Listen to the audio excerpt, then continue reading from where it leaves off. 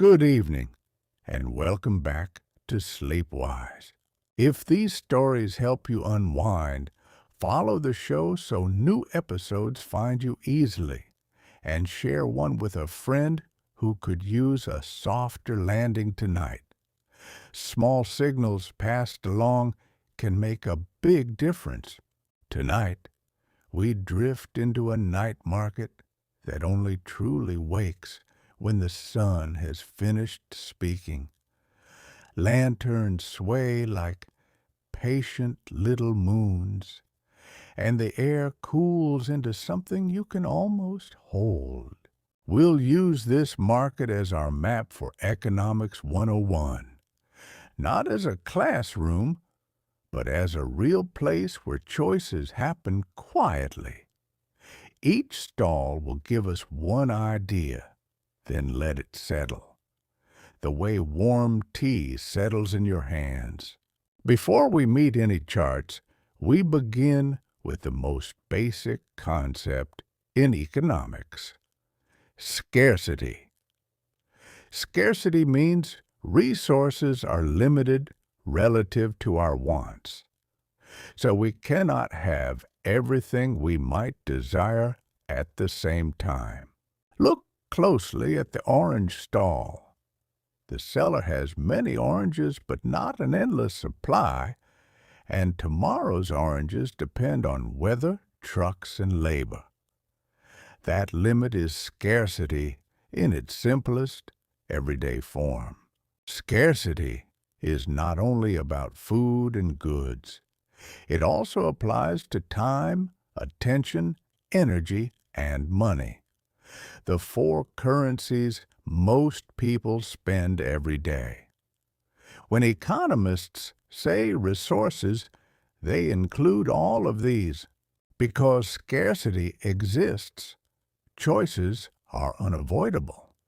Every choice implies a constraint, a budget, a clock, a capacity limit, or a rule. A constraint is simply the boundary that says not everything can happen at once. Notice the baker's table. There are only so many loaves because the oven has limited space, the dough needs time, and the baker has only two hands. In economics, we call this a capacity constraint, and it shapes what can be produced and sold. Once you see constraints, you start to see economics everywhere. A bus that arrives every 10 minutes is a constraint. A phone battery that runs low is a constraint. A paycheck that must cover rent is a constraint. Economics is the study of how people and societies make decisions under those limits. When resources are scarce, people need a way to allocate them. Sometimes we allocate by rules or relationships, but in the market, we often allocate through prices. A price is a signal that coordinates buyers and sellers by summarizing scarcity and desire in a single number. Even if you never think about economics, your day is filled with these signals: the price of a coffee, the cost of a taxi, the waiting time for a doctor, the interest rate on a loan. Each one tells you something about how limited something is and how many people are trying to get it. So tonight, we start gently and clearly. Scarcity is the background music of the market, and it's also the reason economics exists at all. Up ahead, we'll see how scarcity turns into the next idea: trade-offs. The calm truth that choosing one thing means leaving another behind, at least for now. We step a little deeper into the market, where scarcity becomes visible as movement. A fishmonger lays today's catch on ice. The fish are valuable partly because they are perishable. Their quality declines with time, so the supply available tonight is not the same supply that will exist tomorrow morning. This gives us a clearer definition of supply. In economics, supply is the quantity of a good or service that sellers are willing and able to offer at different prices, given their costs, technology, and constraints. Willing matters because people choose. Able matters because limits are real. At the herb stall, the seller ties mint into bundles. She could tie more if she had an assistant, better scissors, or more hours, but she has none of those right now. That's why economists say supply shifts when inputs like labor, tools, fuel, rent, or transportation costs change. Across the aisle, customers gather and drift away in small waves.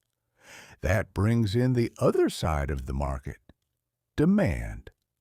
Demand is the quantity that buyers are willing and able to purchase at different prices, given their income, preferences, and alternatives. Now watch one customer pause between figs and dates. He cannot buy both, not because the market is empty, but because his budget is limited and his bag is small. This is our second core concept, trade-offs. A trade-off is the need to give up one option to get another when resources are scarce. Economists make this precise with opportunity cost, the value of the next best alternative you didn't choose. If he buys figs, the opportunity cost might be the dates he leaves behind, or the tea he can no longer afford later. Trade-offs show up everywhere. If you spend more on figs, you may spend less on bread. If you work late, you give up rest. If a vendor uses her stall space for rugs, she cannot use that same space for lamps. This is the allocation problem, deciding how scarce resources are used across competing needs. There's also a trade-off inside production. The baker can bake more bread only by using more flour, more fuel, and more time, which might reduce what he can do elsewhere. Economists sometimes draw this as a simple frontier, a boundary that shows what combinations of outputs are feasible with the resources available. And most decisions are not all or nothing. They are small steps. One extra piece of fruit, one more hour of work, one more customer served before closing. Economics calls this marginal thinking, and it helps explain why people respond to small changes in price, time, or effort. As you walk, notice how the market makes trade-offs feel calm rather than harsh. Choices happen, and the world continues, and nothing needs to be perfect. In the next stretch of Lantern Light, we'll stay with the margin and learn how a tiny change can shift what you choose. We linger at the baker's stall, where 3 loaves rest beneath a clean cloth, small, medium, and large, each one priced a little higher than the last, each one inviting a slightly different choice. This is a good place to explain marginal thinking plainly. In economics, marginal means the next small step, one more unit, one extra hour, one additional customer. A customer holding the medium loaf is not deciding whether bread is good in general. The real decision is narrower. Is the larger loaf worth paying the extra coins? That comparison is marginal analysis.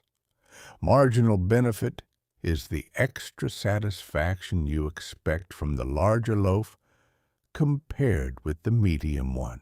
Marginal cost is the extra cost of that upgrade, the difference in price between medium and large. A simple rule often used is choose the option where marginal benefit is at least as large as marginal cost. Now turn to the baker's side, because marginal thinking applies there too. To bake a larger loaf, he needs more flour and water, more oven space, and often a little more time. Those inputs are called factors of production: land, labor, and capital, plus the raw materials that flow through them. Each factor is limited, and each has an opportunity cost. Using it here means not using it elsewhere. If flour becomes more expensive, the marginal cost of every loaf rises. If fuel costs rise, the marginal cost rises again, even if the recipe stays the same. The baker has choices in response. He can raise prices, reduce loaf sizes, change ingredients, or bake fewer loaves to avoid waste. When many buyers and sellers make these small comparisons at the margin, markets start to coordinate. The price becomes a meeting point between what buyers are willing to pay and what sellers need to cover costs. When the quantity buyers want equals the quantity sellers offer at a given price, we call that price an equilibrium price. It is not the right price in a moral sense. It is simply a stable balance for the moment.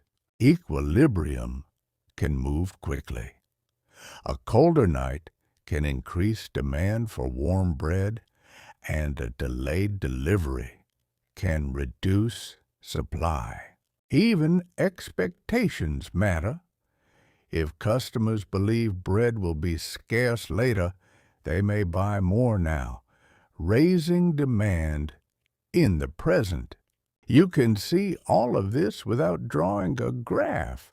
A small change in chalk on the board changes the line changes the flow, and the flow changes what the baker bakes tomorrow. At the end of the stall, the baker offers 2 for 1 on smaller loaves near closing time.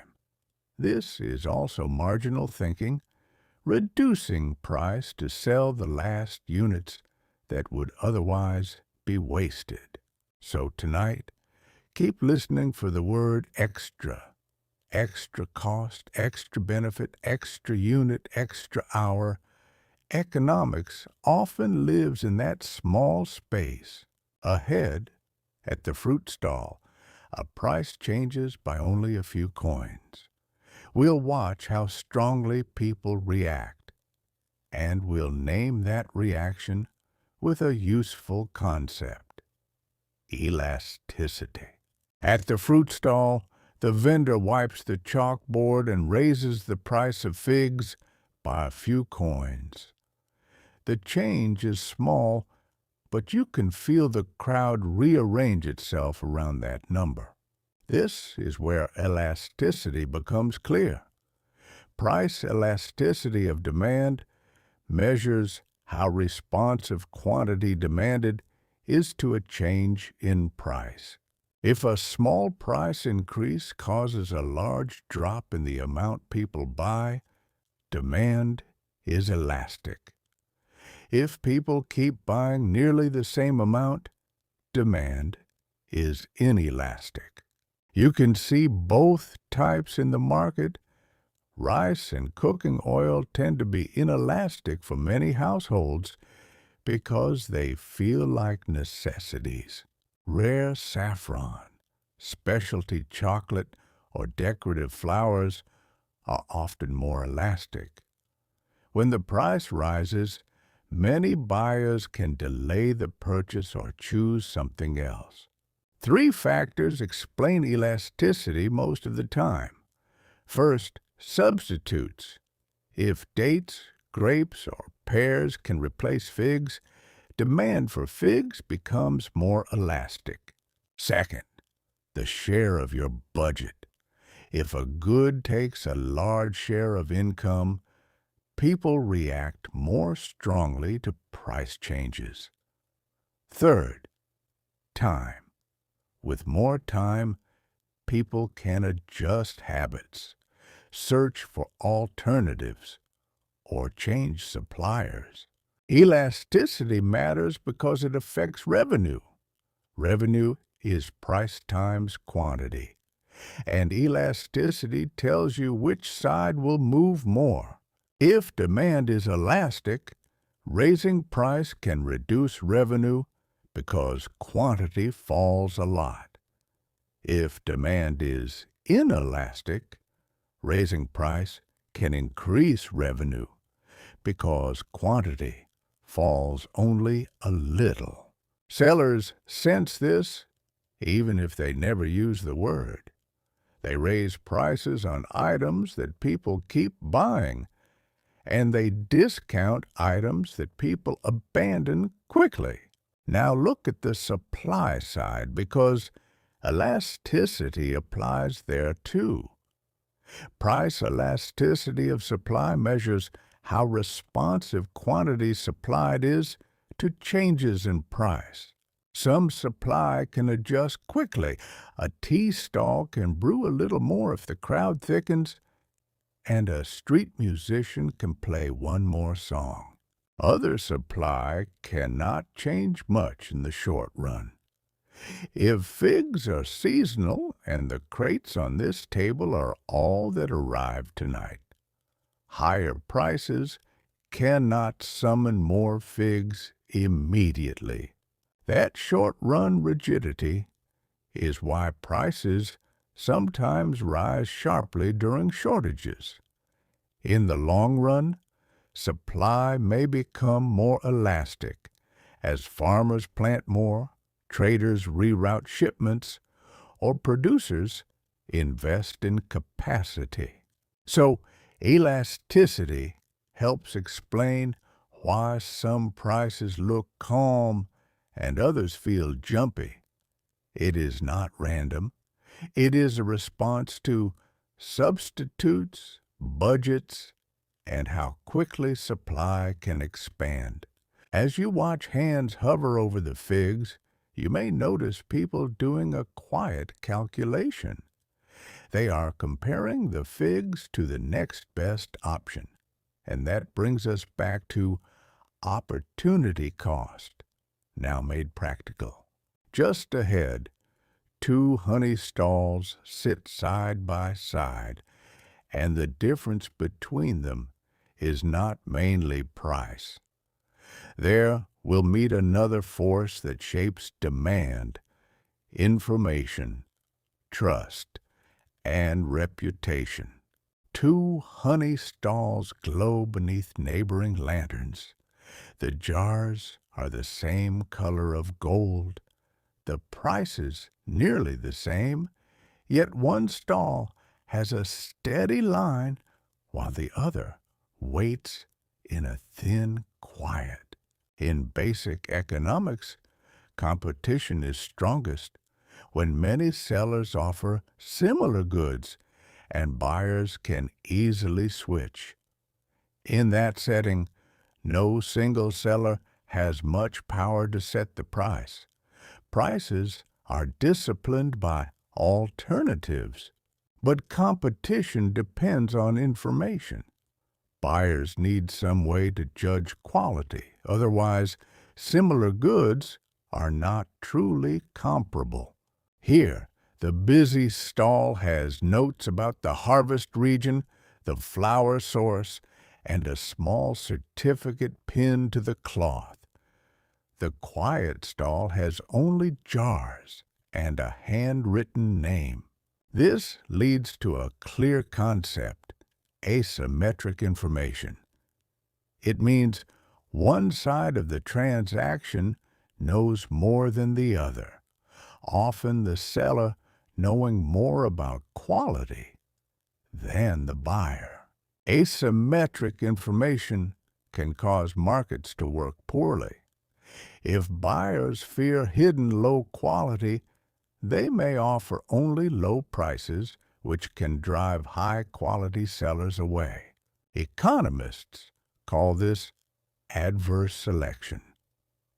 When quality is hard to observe, the market can become dominated by lower quality products because the good ones cannot earn a fair price. So, sellers try to reduce uncertainty with signals. A signal is an action that credibly communicates quality, like certification, transparent labeling, or letting customers taste before buying. Signals are credible when they are costly to fake. If certification requires inspection, or if a return policy would be expensive for a dishonest seller, the signal carries weight. Reputation is another information system. Repeat customers and consistent quality build a track record that new buyers can use. You can see reputation at work in the line itself.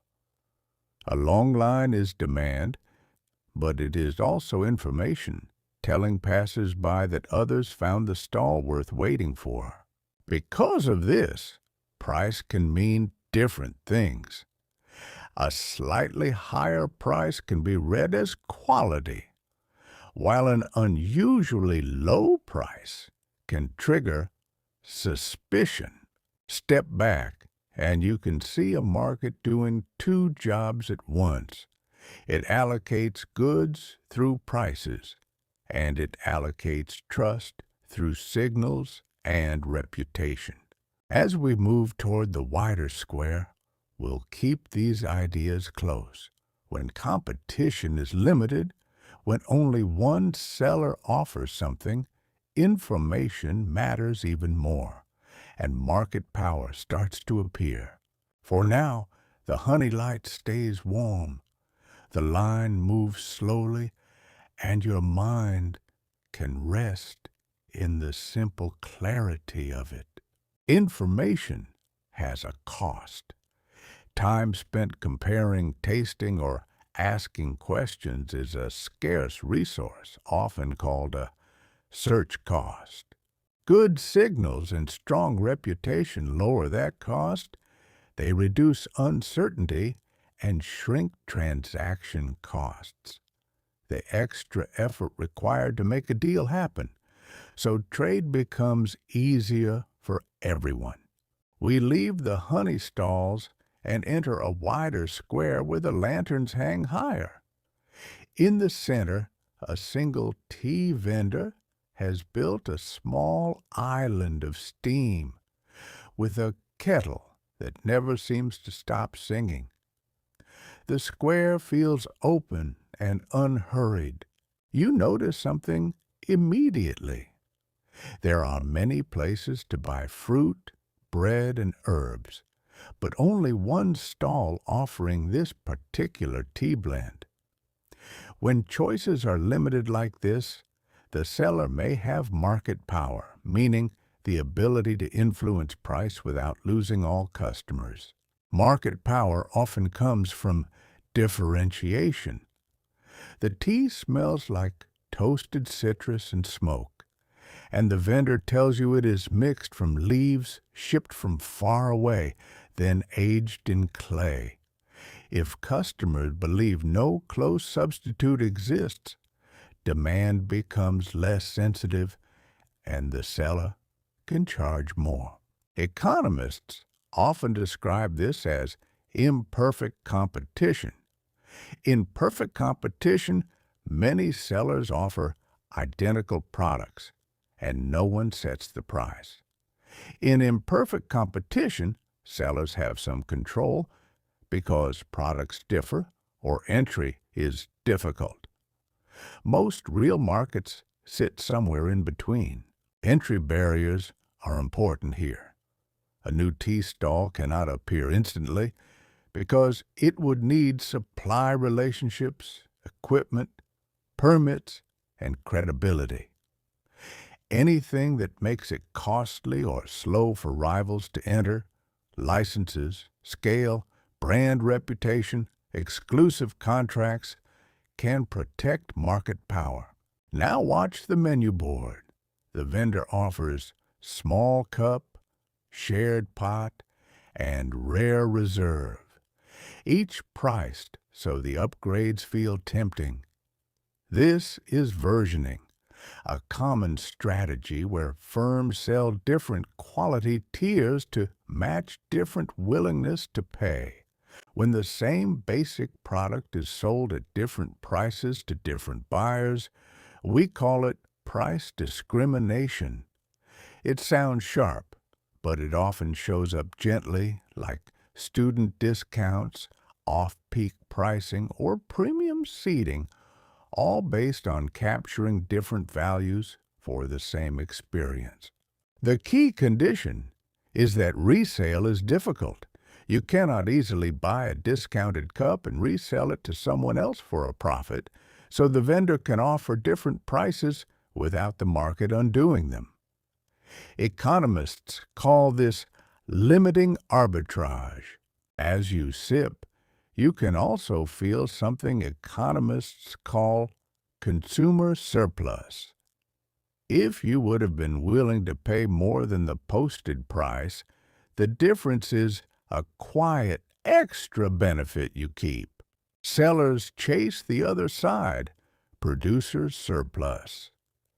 If the price is higher than their marginal cost, the difference helps cover fixed costs, rent, equipment, permits, and becomes profit if those are covered. Market power shifts how surplus is divided. With stronger market power, sellers capture more surplus. With stronger competition, buyers keep more. Under lantern light, it looks like a menu, but beneath it is a lesson about who gets what and why. We move from the tea island toward a row of stalls selling the same simple thing: rice, lentils, and flour in clean sacks. Here, the air smells less like perfume and more like the quiet certainty of staples. In this lane, competition is stronger because products are closer to identical. When goods are standardized, the main way to compete is price, and prices tend to cluster tightly, especially when buyers can switch stalls with one step. A vendor scoops rice into a paper bag and points to a sign, 3 kilos for less. This introduces bundling, where sellers combine units to encourage larger purchases and reduce per-unit selling costs. Bundling can also smooth demand by making shopping feel simpler. Bundling changes how buyers perceive value. Some people dislike calculating small differences, so a bundle lowers what economists call cognitive costs, a real friction in everyday choice.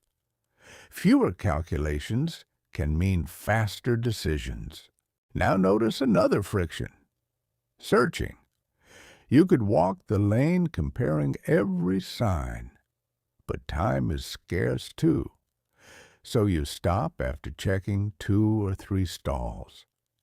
That time and effort is a search cost, and it shapes markets even when prices are visible.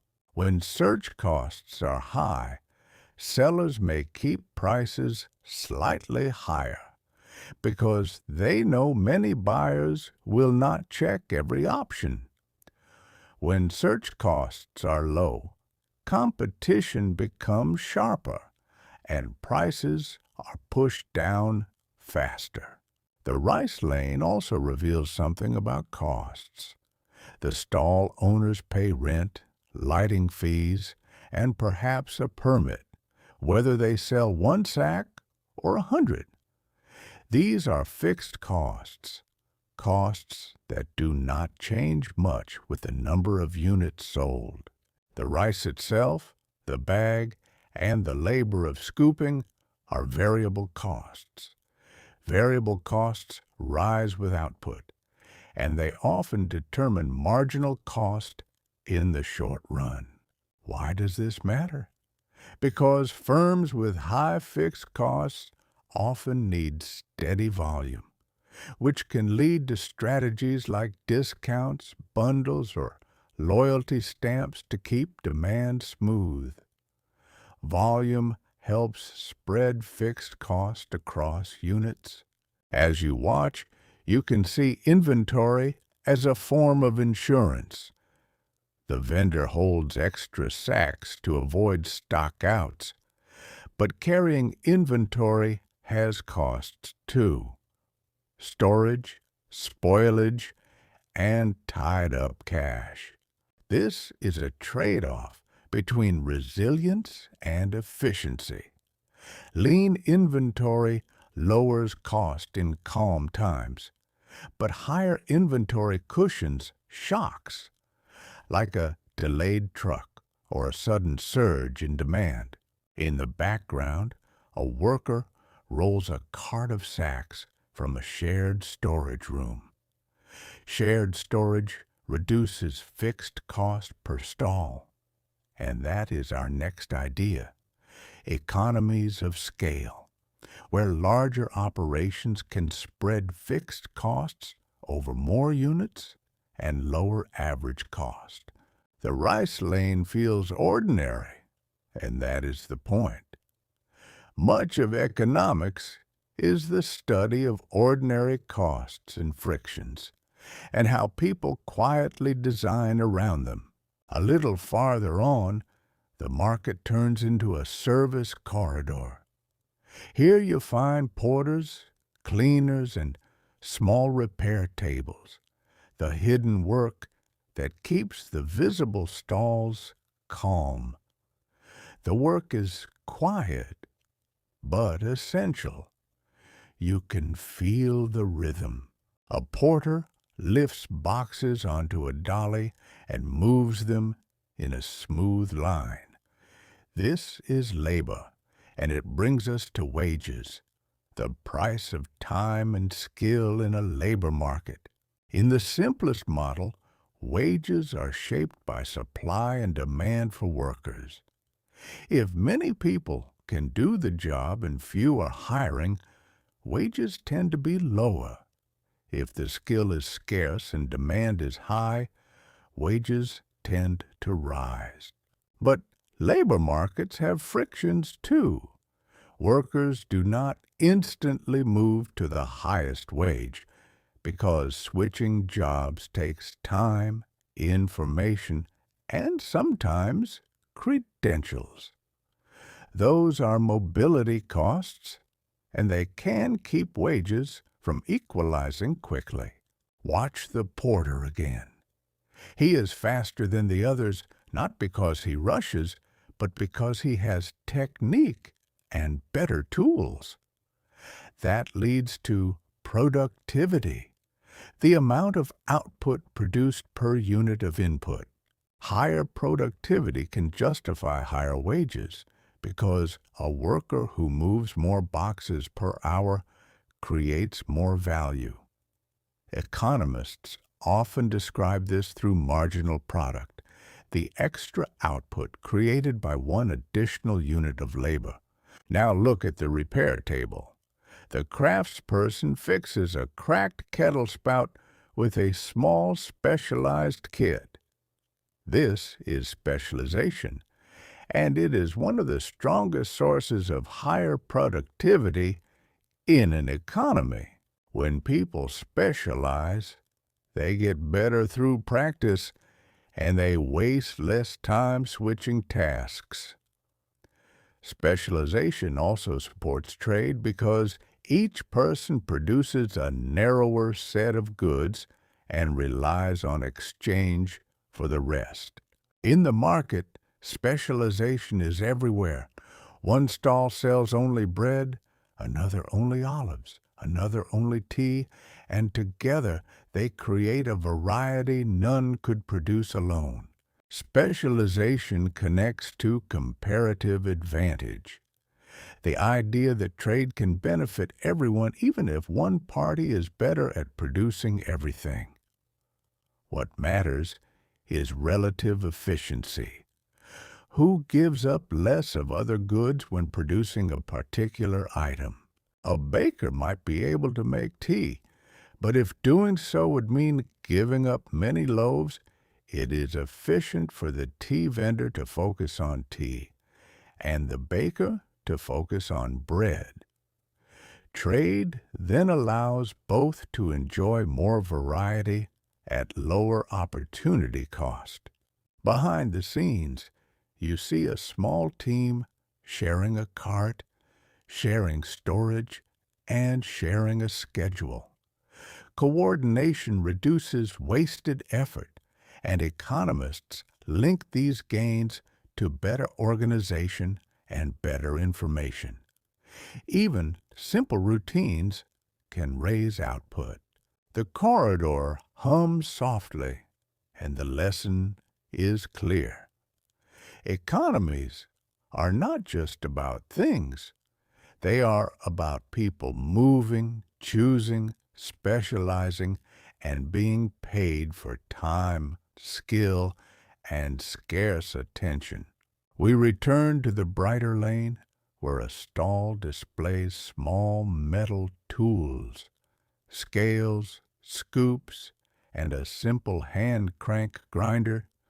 The vendor turns the crank, and the sound is steady, like a slow clock.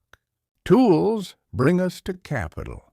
In economics, capital means produced assets used to make other goods and services, machines, buildings, vehicles, and even software. Capital is different from money. It is equipment and structures that help produce. Capital matters because it can raise productivity. A grinder turns whole spices into powder faster than a mortar and pestle, so the same labor produces more output.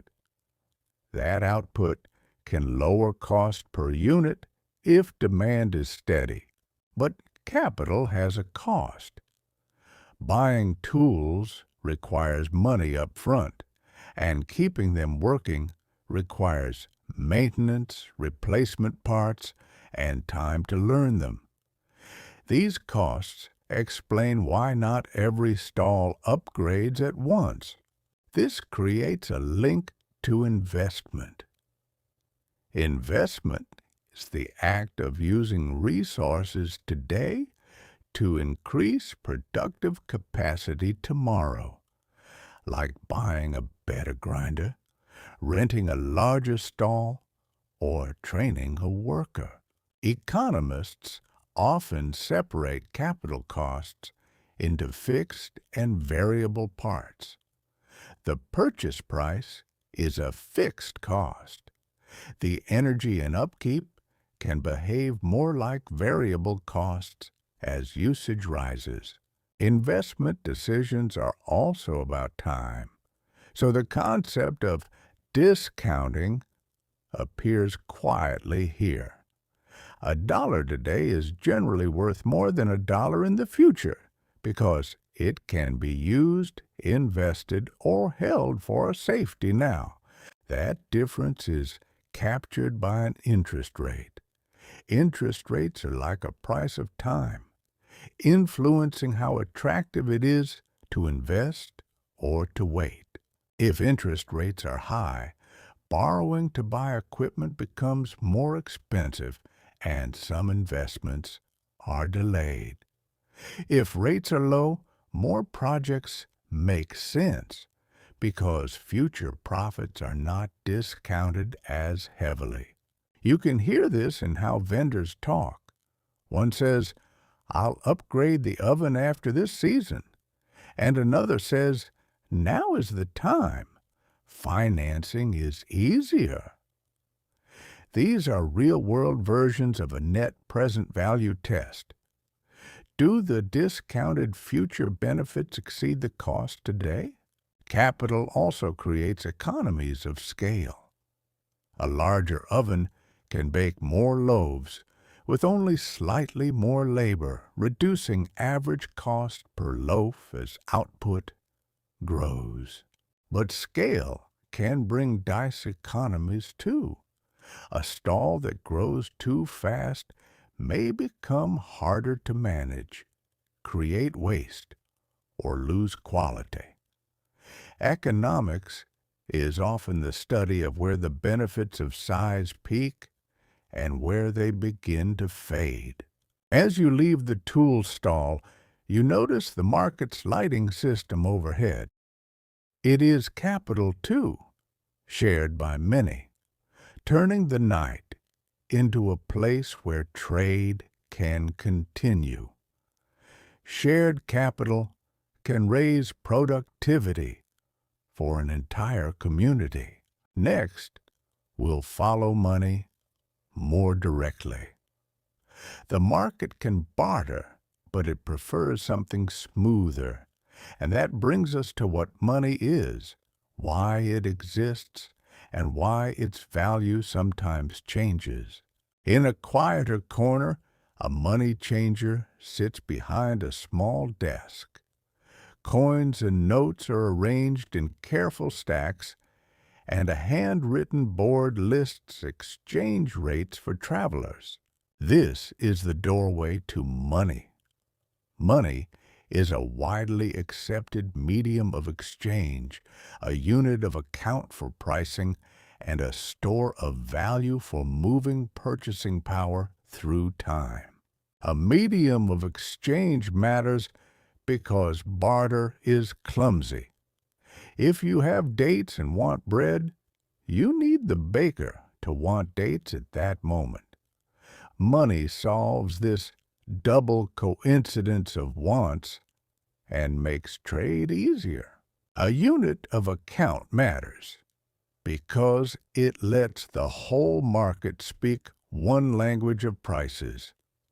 Instead of comparing bread to fish to tea, you compare each to money, and decisions become simpler. A store of value matters because sellers can take payment now and buy something later. But money is only a good store of value if its purchasing power is reasonably stable. That brings us to inflation. Inflation is a sustained rise in the general price level, which means each unit of money buys fewer goods and services over time. Inflation has many causes, but two simple forces show up often: demand rising faster than supply and costs rising across many goods. When shortages appear broadly, or when energy and wages rise together, prices tend to drift upward. The Money Changers Board shows another concept: exchange rates. An exchange rate is the price of one currency in terms of another, and it affects what foreigners can buy in this market. If your currency strengthens, your purchasing power here rises. If it weakens, goods feel more expensive. This is why travelers notice inflation and exchange rates as a lived experience, not a statistic. People protect themselves in different ways. Some hold savings and assets that may keep pace with inflation, and some prefer short-term spending when they expect prices to rise. Policy also enters quietly. Central banks influence interest rates and money conditions to manage inflation and economic stability, though their tools work with delays and imperfect information. Even in this market, you can feel those forces. If borrowing becomes more expensive, vendors hesitate to expand. If prices rise quickly, customers become cautious and comparison shopping increases. Money makes trade smooth, but it also carries trust. Trust that the note will be accepted. Trust that it will not lose value too quickly, and trust that contracts will be honored. As we leave the money changer, the market sounds slightly different. You hear counting, you hear bargaining, you hear the soft certainty of prices being named. Up ahead, we'll meet uncertainty more directly. Not all futures are known, and economics has a language for that too. Risk, insurance, and the quiet ways people prepare for shocks. Past the money changer, the market narrows into a lane of glass and metal.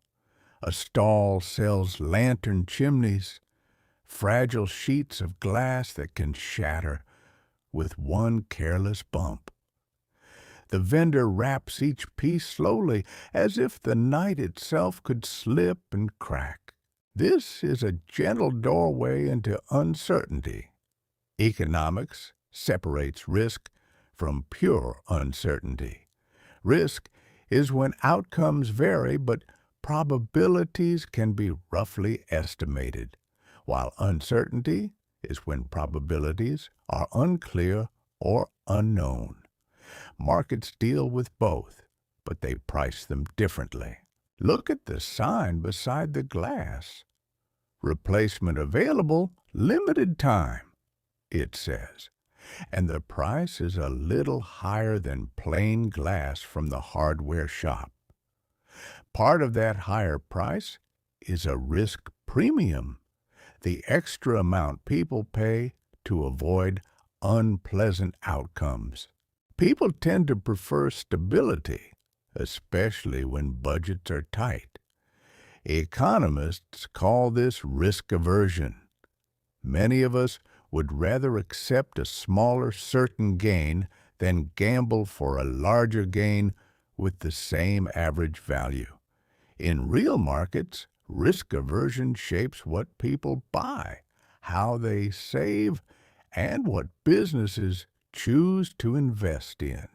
The vendor explains that shipments sometimes arrive intact and sometimes arrive with breakage. If breakage happens one time out of 10, you can start to compute expected cost, probability times loss. Expected value is a simple tool that turns risk into a number, even when the night still feels uncertain. But expected value is not the whole story. A rare large loss can hurt more than a frequent small loss because the big loss may push a household past a budget constraint. That is why people pay to smooth outcomes, not just to improve averages. You see this smoothing all around you. Vendors keep spare parts not because they expect to use them every night, but because running out at the wrong moment is costly. Holding extra stock is a form of self-insurance, trading higher storage cost for lower disruption risk. Even time is managed this way. A porter arrives early so delays do not cascade, and a baker starts the oven before customers appear. Buffer time is like inventory for schedules, reducing the risk of missing demand. Risk also shows up in prices through volatility. When supply is uncertain because of weather, roads, or fuel, prices can swing more, and buyers may become cautious. Stable systems tend to have lower price swings because predictability reduces the need for risk premiums. As the lane opens again, you hear a calm clink of coins like punctuation. The market is teaching a quiet lesson. Uncertainty is real, and economics is partly the study of how people pay, plan, and organize to live with it. Just ahead, someone is selling protection in a more formal way, and we'll name it clearly: insurance. A good market does not eliminate uncertainty. It builds ways to carry it. You can let that thought settle, like the steady steam rising from a cup, while we walk. A few stalls later, you find a small booth with a neat ledger and a stamp. A sign reads, "Delivery Guarantee. Breakage covered. Ask inside." And the person behind the desk speaks softly, like someone selling calm. This is insurance in its simplest market form. Insurance transfers risk from an individual to a group, usually in exchange for a premium, a regular payment that funds protection against a loss. The basic mechanism is pooling. If many people face similar risks, most will not suffer a loss at the same time, so the group can cover the few who do. The law of large numbers is the quiet math behind it. As the pool grows, average losses become more predictable. The seller explains the policy clearly. If your lantern glass breaks on the way home, you can return for a replacement, but you must show a receipt and bring the damaged piece. Those rules are not just bureaucracy. They reduce fraud and keep premiums lower for everyone.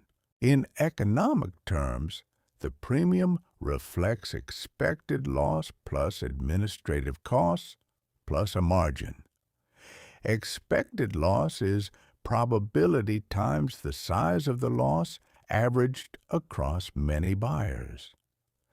Admin costs cover paperwork, verification, and the time it takes to run the system. Insurance exists because many people are risk-averse. They prefer a small certain cost, the premium, over a small chance of a large cost. The premium buys predictability, and predictability makes budgeting easier. Notice that insurance can also change behavior. If you know breakage is covered, you might handle the glass less carefully or take a faster route home. Economists call this moral hazard. Protection can increase risky behavior because the downside is reduced. Insurers respond with deductibles and limits. A deductible is the part you pay yourself before coverage begins, which keeps you cautious and reduces small claims. Limits cap how much the insurer will pay, preventing rare extreme losses from breaking the pool. There is another issue, too. Who chooses to buy insurance? People who believe they are higher risk are more likely to seek coverage, and that can push premiums up. This is adverse selection, where the pool becomes riskier because of who opts in. To manage adverse selection, insurers screen or require information. The booth asks where you live, how far you travel, and what you are insuring, not out of curiosity, but to price risk more accurately. Better information can keep a pool balanced and sustainable. As you step away, the booth feels less like paperwork and more like a social technology. It turns uncertain losses into predictable payments, and it does so by sharing risk across many people. Next, we'll widen the lens from insurance to another powerful idea for calming uncertainty: diversification. In that way, insurance is not only a product, but a pattern of cooperation. Many small premiums create one large cushion, and the cushion makes the night feel steadier.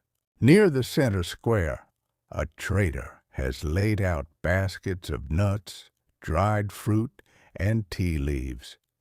He encourages customers to mix small portions into a single bag, as if variety itself is part of the product.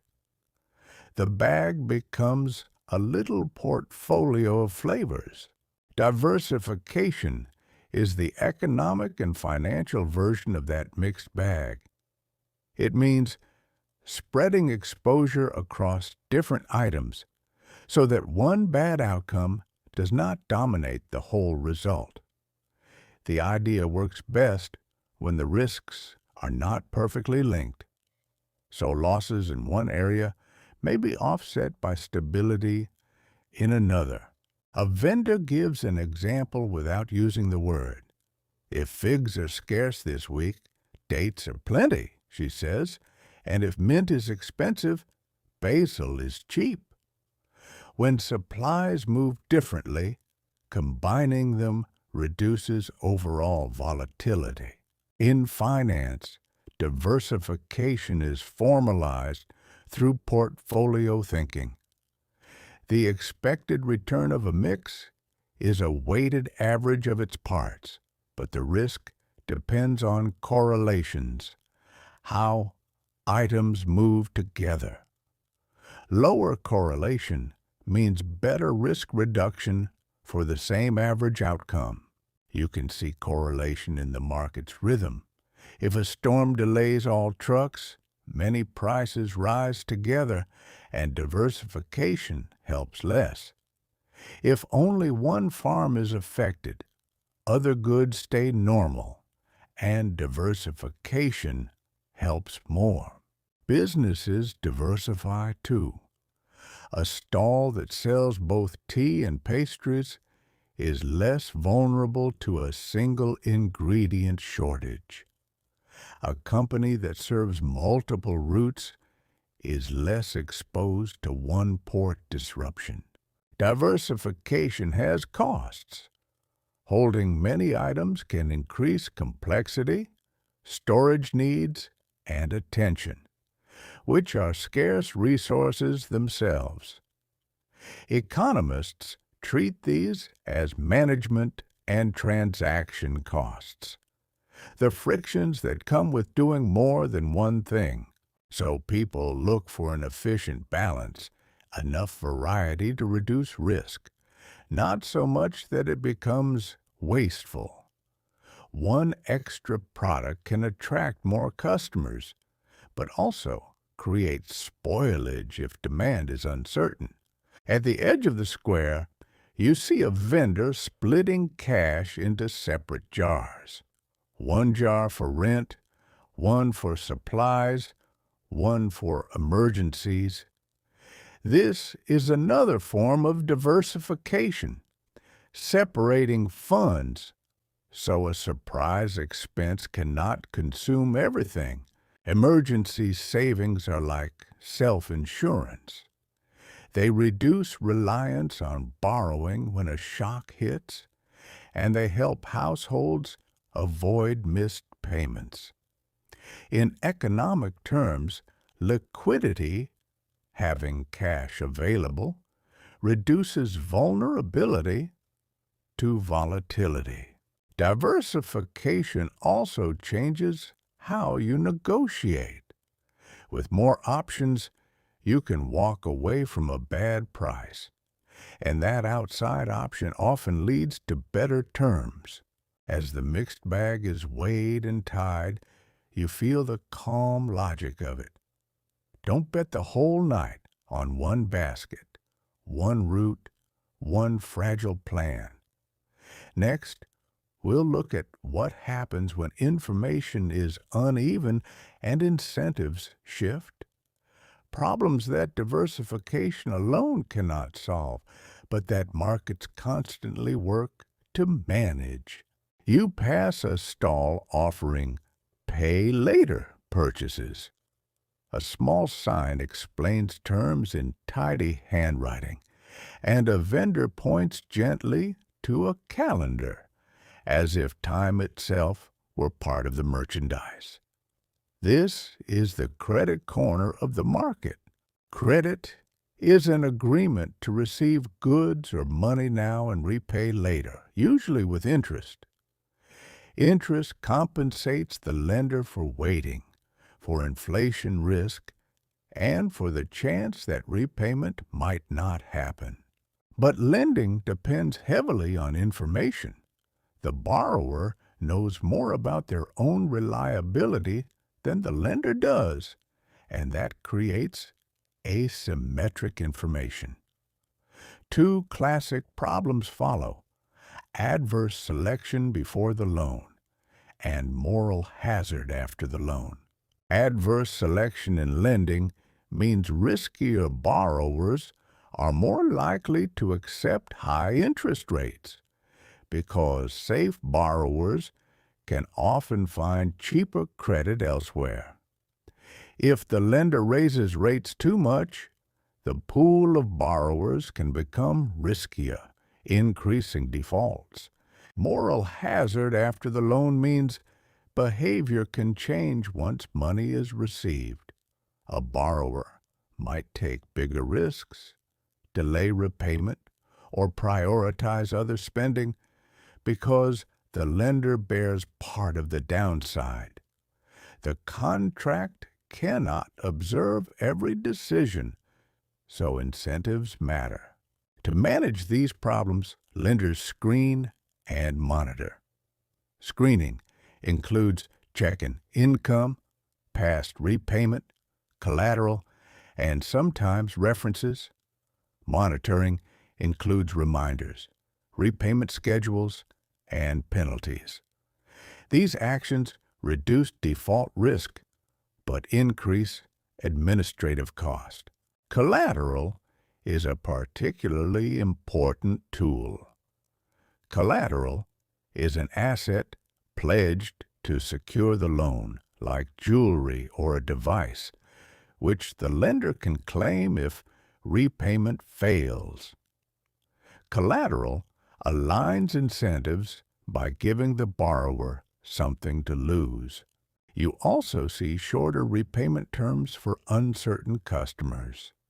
Shorter terms reduce risk by bringing repayment sooner, but they can increase the burden on the borrower.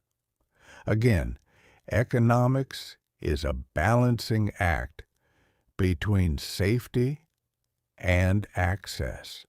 There is a wider lesson here about incentives. A well-designed contract tries to align what each party wants with what is socially efficient. When incentives are misaligned, resources can be wasted through defaults, disputes, or excessive caution. Even in this small market, you can feel that misalignment in the air. Some people avoid credit entirely because they fear stress, while others rely on it because cash flow is tight. The existence of credit expands trade, but it also introduces new risks. As you step away, you notice the vendor's ledger again.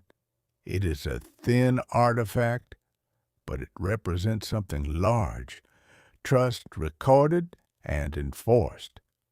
Next, we'll make that foundation explicit by looking at the institutions that make markets work, rules, contracts, and the quiet systems that let strangers trade peacefully.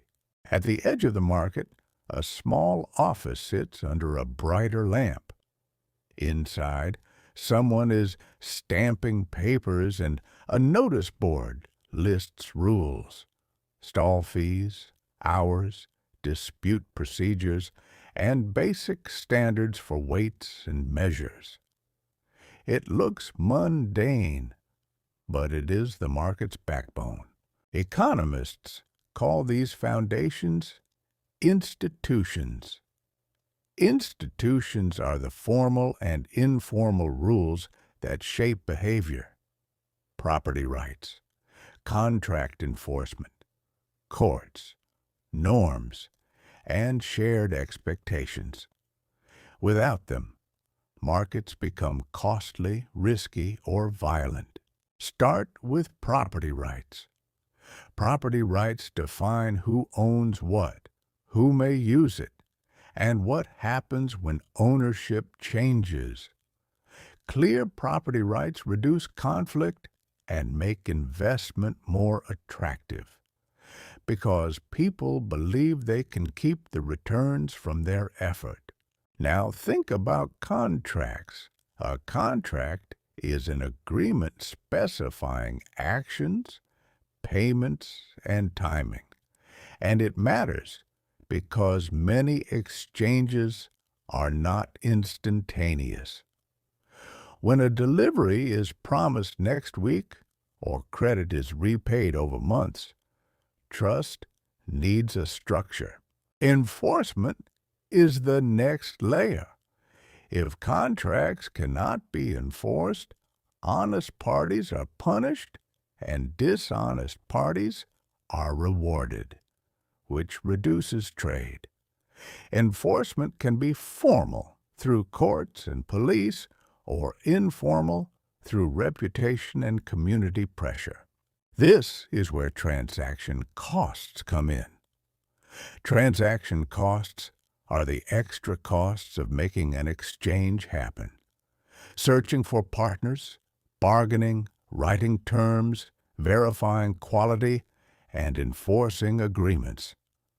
Lower transaction costs allow more trade, more specialization, and more productivity. The office's weights and measures are another institution. Standard units reduce disputes and information problems, making prices comparable across stalls. In economic terms, standardization reduces uncertainty and makes competition more effective. You can also see why markets charge fees. Stall rent, security, lighting, and cleaning are shared services that support trade. Even when you don't pay directly at each step, someone funds the infrastructure that makes the market possible. There is a calm logic here. If rules are predictable, people can plan. If disputes have a process, people can trade with less fear. If standards exist, buyers can trust that 1 kilo means the same everywhere. When institutions are weak, the market changes shape. More transactions move into tight circles of family and friends. Prices include larger risk premiums, and investment shrinks because the future feels less secure. Good institutions widen the circle of trust. As you leave the office, you hear a soft sweep of a broom and the click of a latch. The market is not only goods and prices, it is also rules that keep the night orderly. Next, we'll step into the part of economics where private trade meets shared space, public goods, spillovers, and the costs that drift from one stall into the air around us. The lane brightens where the stone has been scrubbed clean, and you can see the market's care in details. A worker adjusts a lantern so the light falls evenly, another refills a water station, and a third sweeps crumbs into a quiet pile. None of these services sit on a table with a price tag, yet everyone benefits as they pass. This is a gentle doorway into public goods. Economists define a public good as something that is non-rival, meaning one person's use doesn't meaningfully reduce another's, and non-excludable, meaning it is difficult to prevent others from using it. A well-lit walkway is close to that ideal because your safety and visibility don't take light away from the next person. Some goods sit in between, and the market shows that too. The gate can be closed, making the market more like a club good, where access can be controlled. But the light inside still serves many at once. Economists like these categories because they explain why some things are sold easily and others need shared rules. Because public goods are hard to charge for unit by unit, private markets often provide less than what would be best for the whole community. If people can enjoy the benefit without paying, some will choose to free ride, hoping others cover the cost. The result is underfunding, not because people are bad, but because the incentive is misaligned. So markets and cities use collective funding mechanisms. Here, you see a small market fee folded into stall rent, and the office posts how those fees are used: cleaning, lighting, waste collection, and a night guard at the gate. Economically, that fee works like a tax, raising money for services that increase total trade by lowering risk and friction. Public goods also improve efficiency by reducing transaction costs. When the lane is bright, you can compare stalls faster, read prices clearly, and avoid mistakes in weights and change. When the path is clean, fewer slips happen, and fewer disputes arise about whose space is whose. Yet there is always a question of how much. Too little lighting makes the market feel unsafe and shrinks demand. Too much lighting wastes resources that could have funded storage or repairs. This is the public choice problem in miniature, deciding the level of shared spending that best matches shared benefits. You might notice something else as you walk. The light extends the market's hours, which increases the capacity of the whole place without adding new stalls. In economic terms, better infrastructure raises the productivity of existing resources, letting the same vendors serve more customers over time. As you pass under the glow, you can let the idea settle. Some parts of prosperity are purchased directly, one coin at a time, and some are built together, maintained so trade stays peaceful. Ahead, the air changes near a cooking stall, and we'll see what happens when a private choice pushes costs onto others. The cooking stall is warm and busy, and the smell of spices drifts through the lane like a slow, fragrant tide. For a moment, it feels comforting, like a kitchen remembered, until the smoke thickens and nearby vendors begin to blink and wave the air away. The market doesn't panic, but you can sense a small tension in the shared space. This is an externality. Explained plainly, an externality is a cost or benefit from an activity that falls on people who aren't directly part of the transaction, meaning the buyer and seller don't fully account for it in the price. Here, the customer pays for a meal and the cook earns revenue, but the neighbors also pay through dirtier air. Because the cook does not face the full social cost, the market can end up with more smoke than is socially efficient. Economists say the private cost is lower than the social cost, so the private decision produces too much of the activity. This is not a moral claim. It's a measurement problem about who bears the cost. When activity levels drift away from the social best, economists describe a loss in total welfare. It's often drawn as dead weight loss.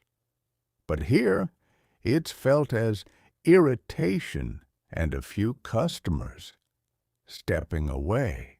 Positive externalities exist too, and the market offers an easy example. A musician plays softly near the entrance, drawing a gentle crowd that wanders past many stalls, raising sales without those stalls paying the musician directly. The benefit spills outward, just like the scent of tea. Externalities matter because they break the simple story that price contains everything. Prices are powerful signals, but they only reflect costs and benefits that are captured inside the transaction. Smoke, noise, and crowding often leak outside that boundary. Economists propose several ways to internalize externalities, meaning to bring the external cost back into the decision. One method is regulation, like requiring a vent hood or placing grills in a designated area. Another is a Pigouvian tax, a fee per unit of smoke that makes the cook face a cost closer to the social cost.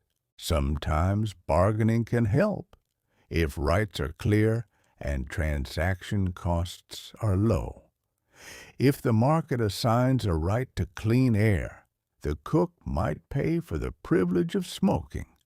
If it assigns a right to cook, neighbors might pay for better filters. This is the close insight, but it depends on negotiation being practical. In most real settings, negotiation is costly. Time, conflict, and enforcement are scarce too, so rules are often the calmer tool. You see that here in posted standards and a polite reminder from the night guard. As the smoke thins, the concept stays with you. Externalities explain why markets sometimes need shared rules, not to fight trade, but to protect it from spillovers that prices can't see. Ahead, the crowd thickens near a famous dessert stall, and we'll meet another shared cost that arrives without asking: congestion. Near the dessert stall, the lane narrows, and the crowd thickens into a slow, patient line. People stand close enough to share warmth, yet quiet enough to hear the soft clink of plates inside the stall. The dessert maker works steadily, but the line grows anyway. This is scarcity in the form of capacity. The stall can serve only so many customers per minute, and the walkway can carry only so many bodies at once. When demand exceeds capacity, the market must ration access somehow. One way is rationing by price, where the seller raises price until fewer people want the dessert and the line shortens. Another way is rationing by time, where the price stays lower and the line becomes the payment. What you're watching is time rationing. Economists treat waiting time as a real cost because time has an opportunity cost. If you wait 20 minutes, you give up whatever you could have done with those 20 minutes, shopping, resting, or simply walking in calm. So the full price of the dessert is money paid plus time paid. Queues are sometimes chosen deliberately because they feel fairer than high prices. A line makes the rule simple: first come, first served, regardless of income. But it can also be inefficient if people with very high time costs are forced to wait alongside people with low time costs. Some places offer a fast lane for a fee, which converts time rationing back into money rationing. Economists call this a form of price discrimination, separating customers by willingness to pay for speed. Look closely, and you'll see the dessert stall doing something similar. There is a quick cup at a higher price and a slow plate at a lower price, so customers self-select into different wait times. The seller is managing congestion by segmenting demand. In the same motion, the stall is learning how different people value time.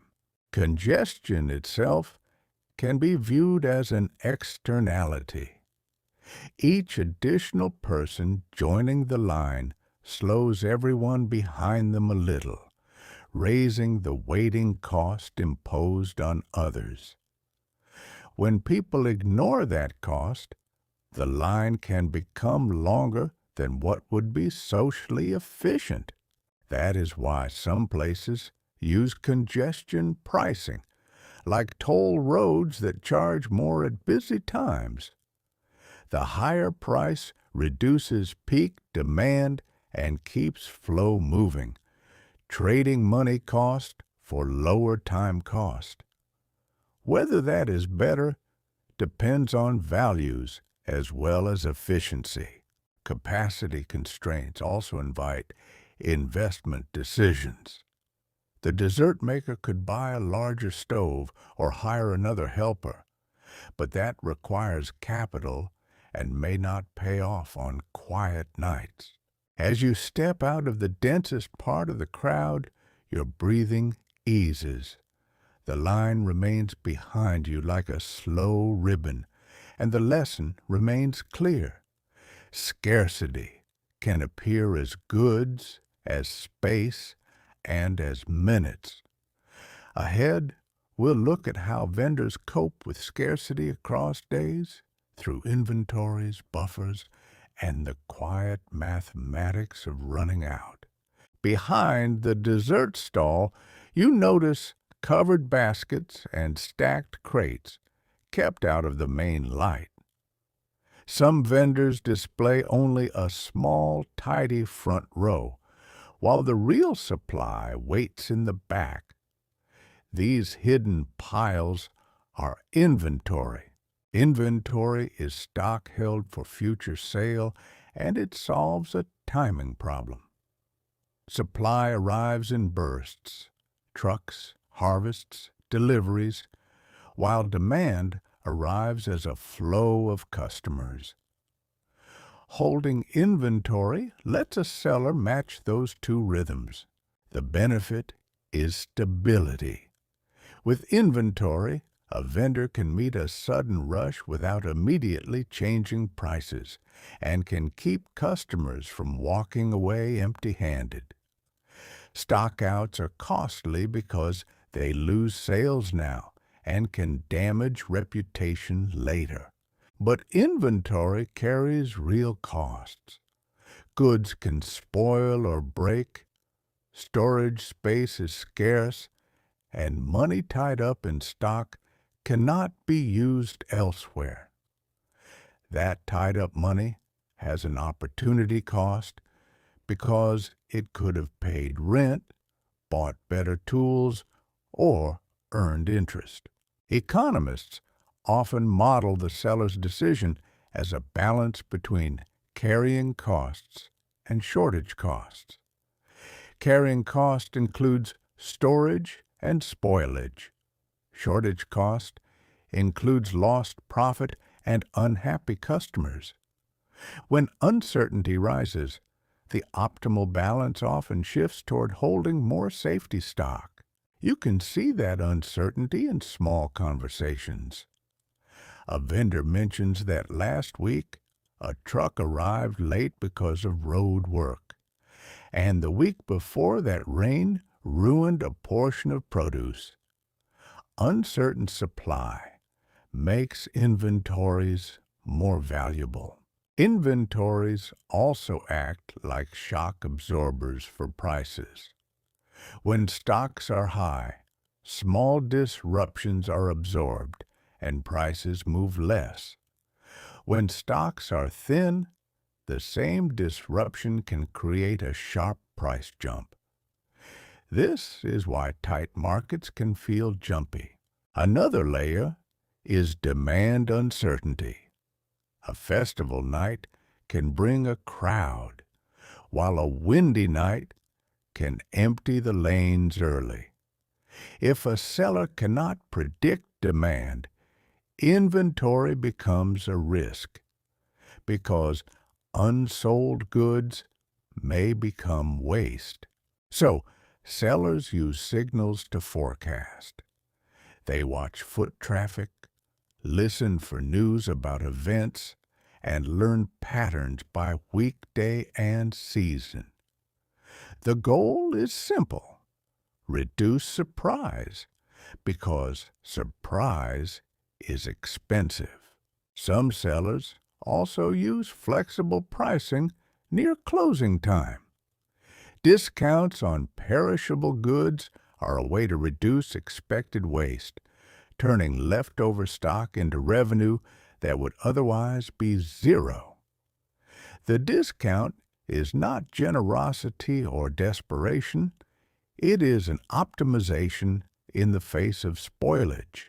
Inventory decisions connect back to capital and scale. Larger operations can store more safely and buy in bulk, but they can also face larger losses if forecasts are wrong. Either way, inventory is a quiet promise that the market has a memory. As you pass the covered crates, you can let the idea settle. Inventory is one of the market's calmest tools. It carries goods forward through time, so tonight's shortage doesn't become tomorrow's panic. A vendor near the square hangs a small sign that reads, "Prices may change by midnight." The words are calm, and they point to a deep idea. Markets are not only about what is true now, but what people believe will be true soon. Economists call this expectations.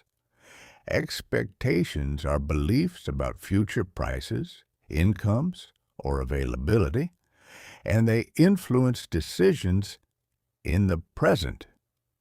If you expect tea to be more expensive tomorrow, you may buy tonight.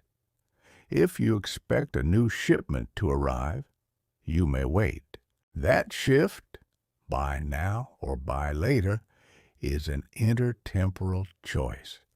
It is a trade-off between present and future consumption, shaped by storage, uncertainty, and the value of time. When many people change timing together, today's demand can move even if supply is not changed. Expectations can create self-reinforcing loops. A rumor of shortage can lead to extra buying, which reduces inventories, which raises prices, which then confirms the rumor in the eyes of the crowd. The market is not lying. It is reacting to beliefs that changed behavior. Speculation is closely related and worth defining explicitly. Speculation means buying, holding, or selling based on expected future prices rather than immediate use.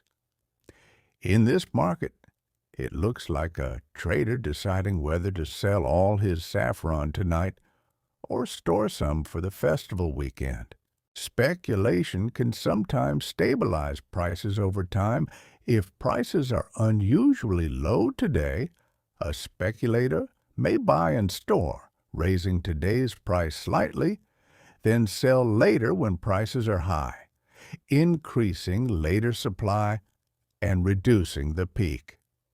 This is intertemporal arbitrage, moving goods from low-value times to high-value times. But speculation can also amplify swings, especially when storage is limited or when credit makes it easy to buy large quantities. If many people rush to buy because they expect a rise, demand spikes, prices jump, and the jump itself becomes a new signal that draws in more buyers. The loop can overshoot what fundamentals justify. That is why rules appear even in gentle markets. You may see quantity limits during busy nights or posted penalties for hoarding essentials.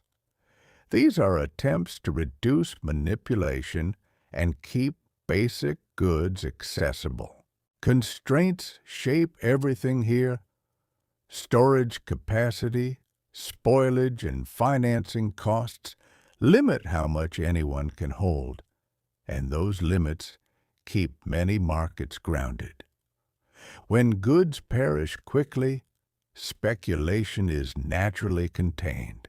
Some markets also use contracts to tame uncertainty. A vendor may agree today on a price for next week's delivery, which is a forward contract. It shifts surprise swings into a predictable plan. As you walk past the sign, you can let the concept settle without urgency. The future is always partly unknown, and economics studies the calm ways people price that uncertainty into today. Soon we'll step back into the flow of the whole market again, where many small expectations blend into one night. The market's center square begins to feel like a living organism. Some minutes it swells with footsteps and laughter, and other minutes it thins as if the night is exhaling. Vendors watch these waves the way sailors watch tide lines. This is a gentle way to introduce the business cycle. The business cycle describes fluctuations in overall economic activity, periods of expansion when spending and production rise, and periods of slowdown or recession when they fall. In the market, expansions look like longer lines, faster turnover, and more confident buying.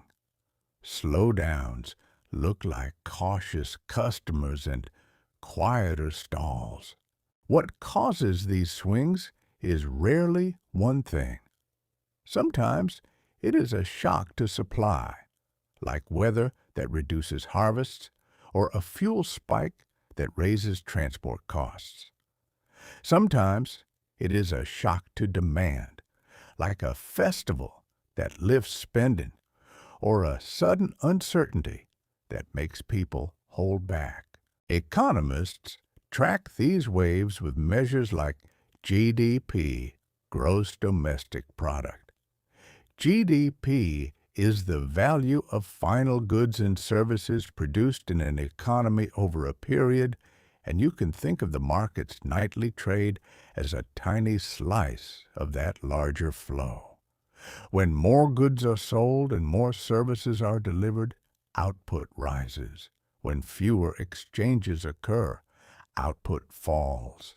GDP can be measured in a few ways that all point to the same total.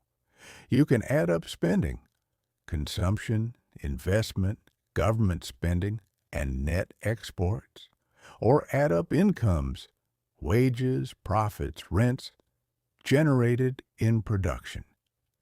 In a night market, you can almost see both views at once. The customer's spending and the vendor's income are two sides of the same exchange.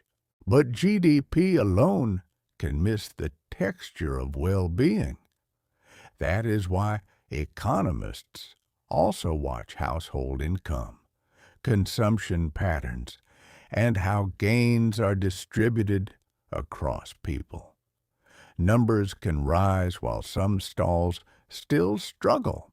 In the market, you can see the cycle through cash flow. A stall owner counts coins and decides whether to restock tomorrow, hire a helper, or delay a purchase. When sales are strong, investment and hiring feel safer.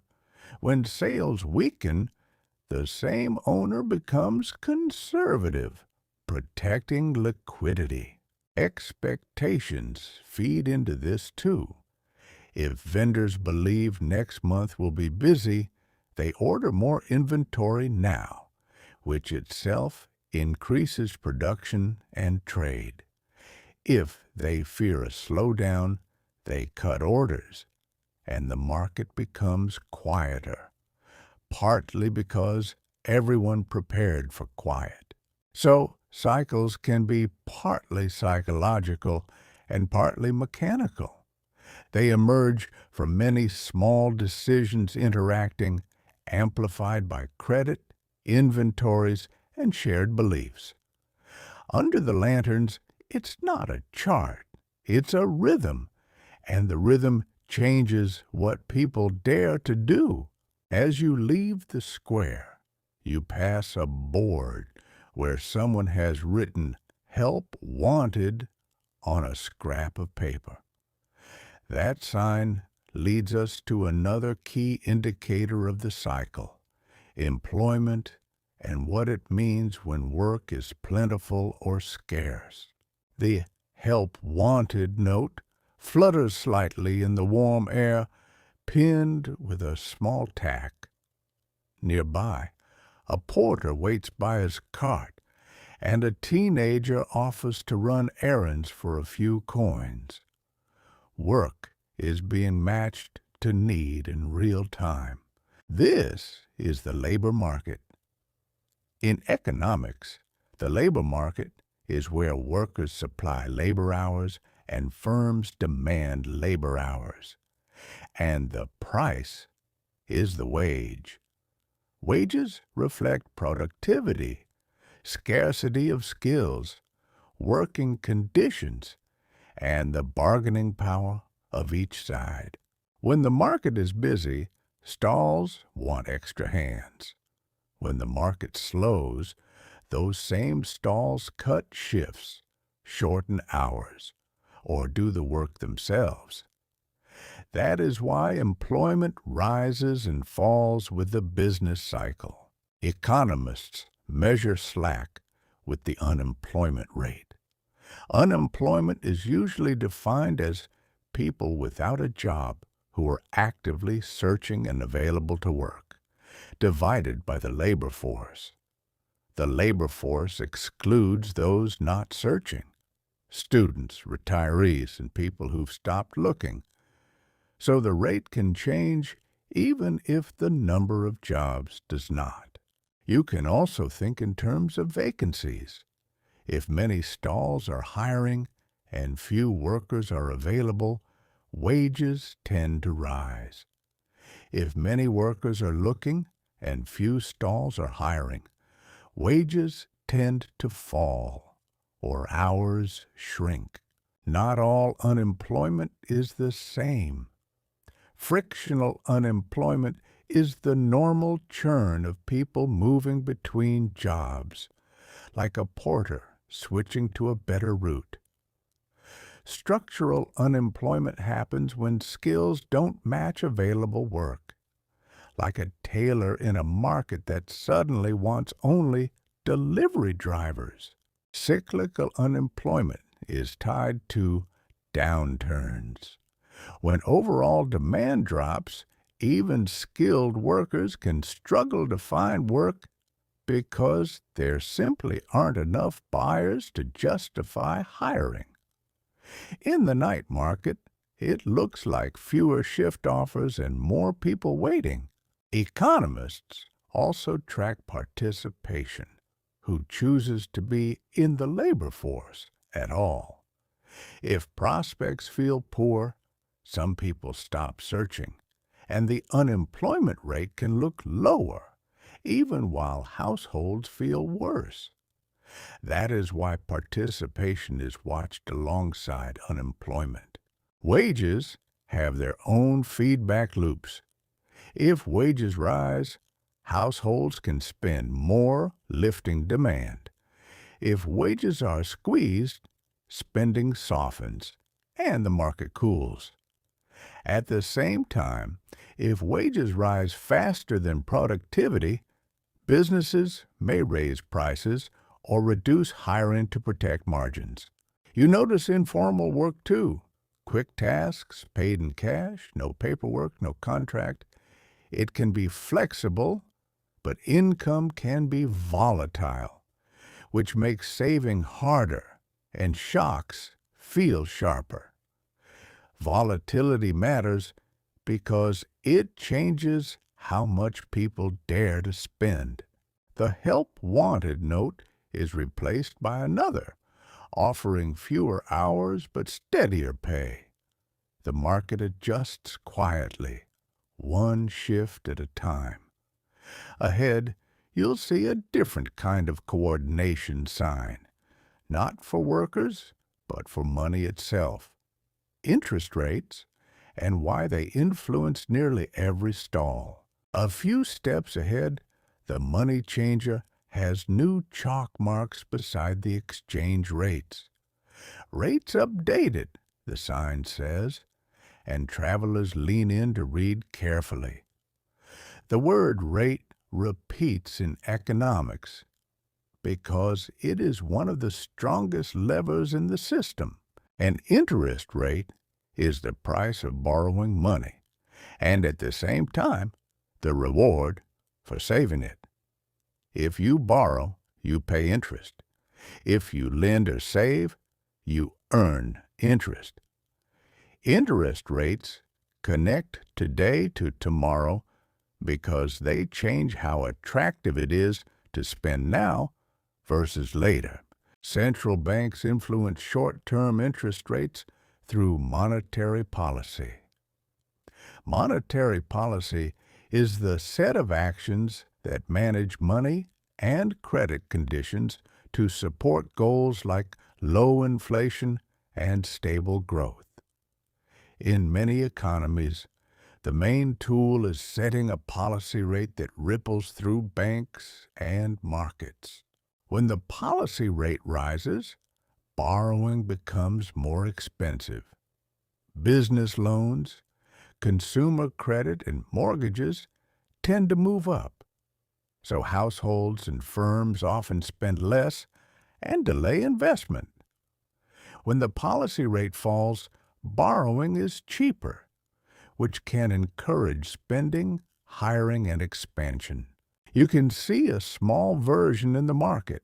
A vendor considering a new oven asks what financing will cost, and a trader deciding whether to hold inventory asks what it costs to tie up cash. Higher rates make holding inventory and expanding capacity less attractive because the opportunity cost of money is higher. Economists describe this as the transmission mechanism. Policy moves rates, rates move borrowing and saving, and that shifts aggregate demand, the total spending in the economy. When demand cools, businesses raise prices less aggressively, and inflation pressure can ease. Monetary policy is powerful, but imperfect. It works with lags, meaning changes today may take months to show up fully in spending and hiring, and it cannot instantly fix supply problems like a failed harvest or a blocked road. That is why central banks face trade-offs. Tightening policy can reduce inflation but risk higher unemployment. Easing policy can support jobs but risk faster price increases.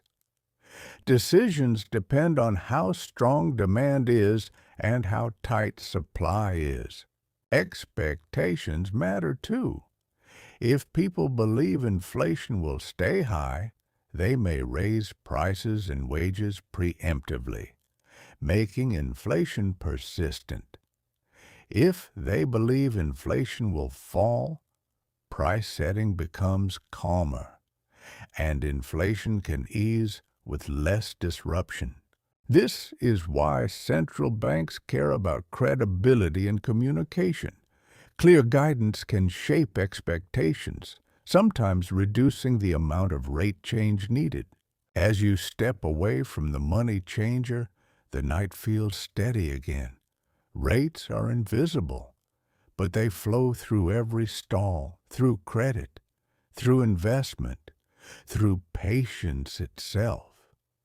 Next, we'll look at government budgets, taxes, and the public choices that shape this market's ground. You pass the market office again, where a clerk is tallying fees and pinning a notice to the board. The notice lists what the market will pay for next week: extra cleaning after the weekend rush, repairs to a cracked drain cover, and a small increase in the night guard's hours. It reads like housekeeping, but it is also economics. This is fiscal policy in miniature. Fiscal policy is how governments, or here the market authority, use spending and taxes to influence economic activity and provide services. Spending buys goods and labor directly. Taxes and fees raise revenue and shape incentives. When the market pays for more cleaning and security, it increases demand for labor and materials. In a wider economy, government spending can support output during downturns by replacing some missing private demand. Economists often describe this with the fiscal multiplier, the idea that 1 unit of spending can generate more than 1 unit of total activity as money circulates. The multiplier depends on conditions. If workers and stalls are underutilized, extra spending can pull idle resources into use with relatively little inflation. If the market is already at capacity, extra spending can mostly raise prices rather than output. Taxes and fees do more than fund services. They change behavior. A higher stall fee may push vendors to raise prices, shrink inventory, or exit, while a discount for early payment might improve compliance and reduce administrative cost. Taxes can also target spillovers like fees on smoke or waste, nudging private choices toward social costs. Budgets create constraints, just like every stall has. If the market wants more services, it must raise more revenue, cut other spending, or borrow. Borrowing shifts some cost into the future, which is another intertemporal trade-off. A deficit is when spending exceeds revenue in a period. Deficits can be useful during slowdowns, supporting demand when households and firms are cutting back. But repeated deficits raise debt, and debt eventually requires future taxes, spending restraint, or refinancing. You can see a small parallel in the drain repair. Paying now prevents accidents and keeps foot traffic smooth, supporting many stalls' sales. The cost is shared, and the benefit spreads wider than any single buyer-seller transaction. Fiscal choices also change who bears costs and who receives benefits. That distribution matters for demand because people who are tighter on cash tend to spend a higher share of extra income. So fiscal policy is never only about totals, it is also about where the money flows. As the clerk finishes stamping papers, the market feels more orderly. Public choices sit underneath private trade, shaping the ground on which prices and wages can do their work. Next, we'll return to a question that touches everyone's pockets. Inflation, how it is measured, and why it can feel different from one household to another. Back near the produce lane, you hear customers comparing prices with gentle disbelief. "It was cheaper last month," someone says, not angrily, just as a fact that lands in the body. The vendor nods, and the chalkboard price looks like it has been rewritten often. This is inflation, explained explicitly. Inflation is a sustained increase in the general price level, which means the purchasing power of money falls. Each unit of currency buys fewer goods and services over time. It is different from a one-time jump in a single item's price, like figs rising because of a bad harvest. Economists measure inflation with price indexes.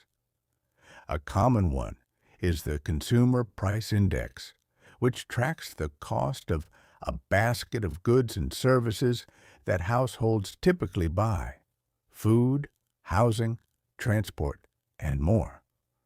When the basket's cost rises over time, the index rises and inflation is recorded. But no single basket fits everyone. If you spend heavily on rent, you feel housing inflation more. If you rarely drive, fuel price swings matter less. That is why inflation can feel different from the headline number, even when the measurement is accurate for an average household.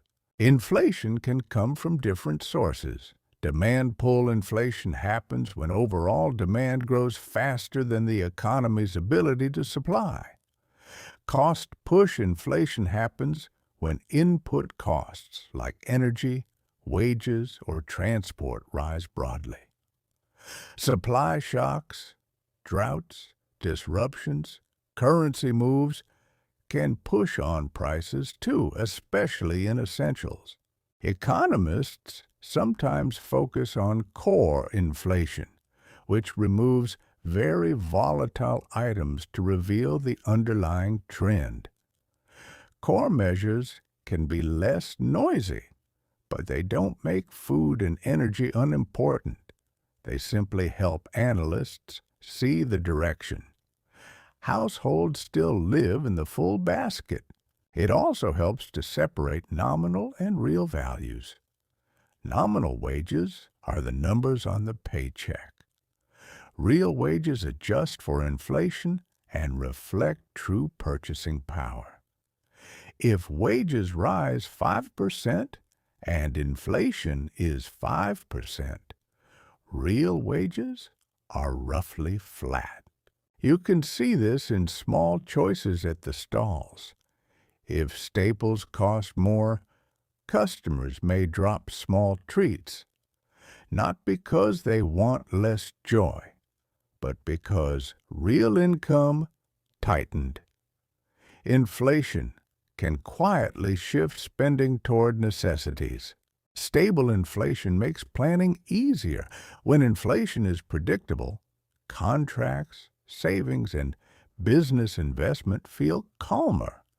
When it is volatile, people spend energy protecting themselves, updating prices more often, and shortening commitments.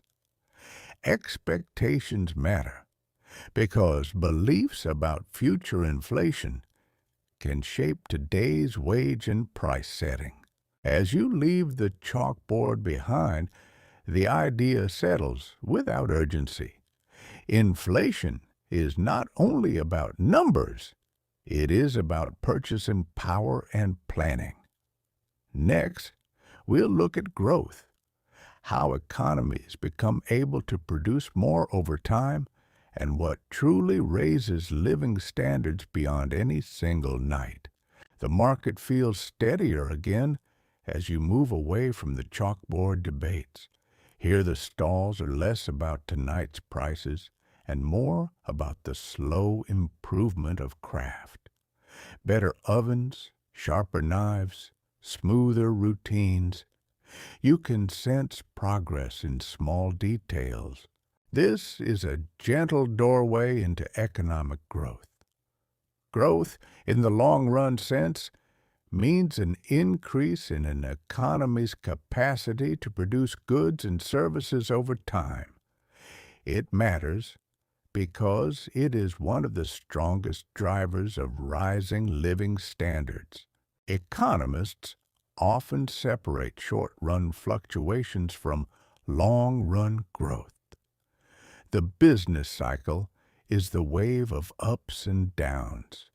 Growth is the rising floor beneath those waves when it happens. A market can have slow nights and busy nights and still become more capable year after year. What creates growth is not only more work, it is usually more productive work.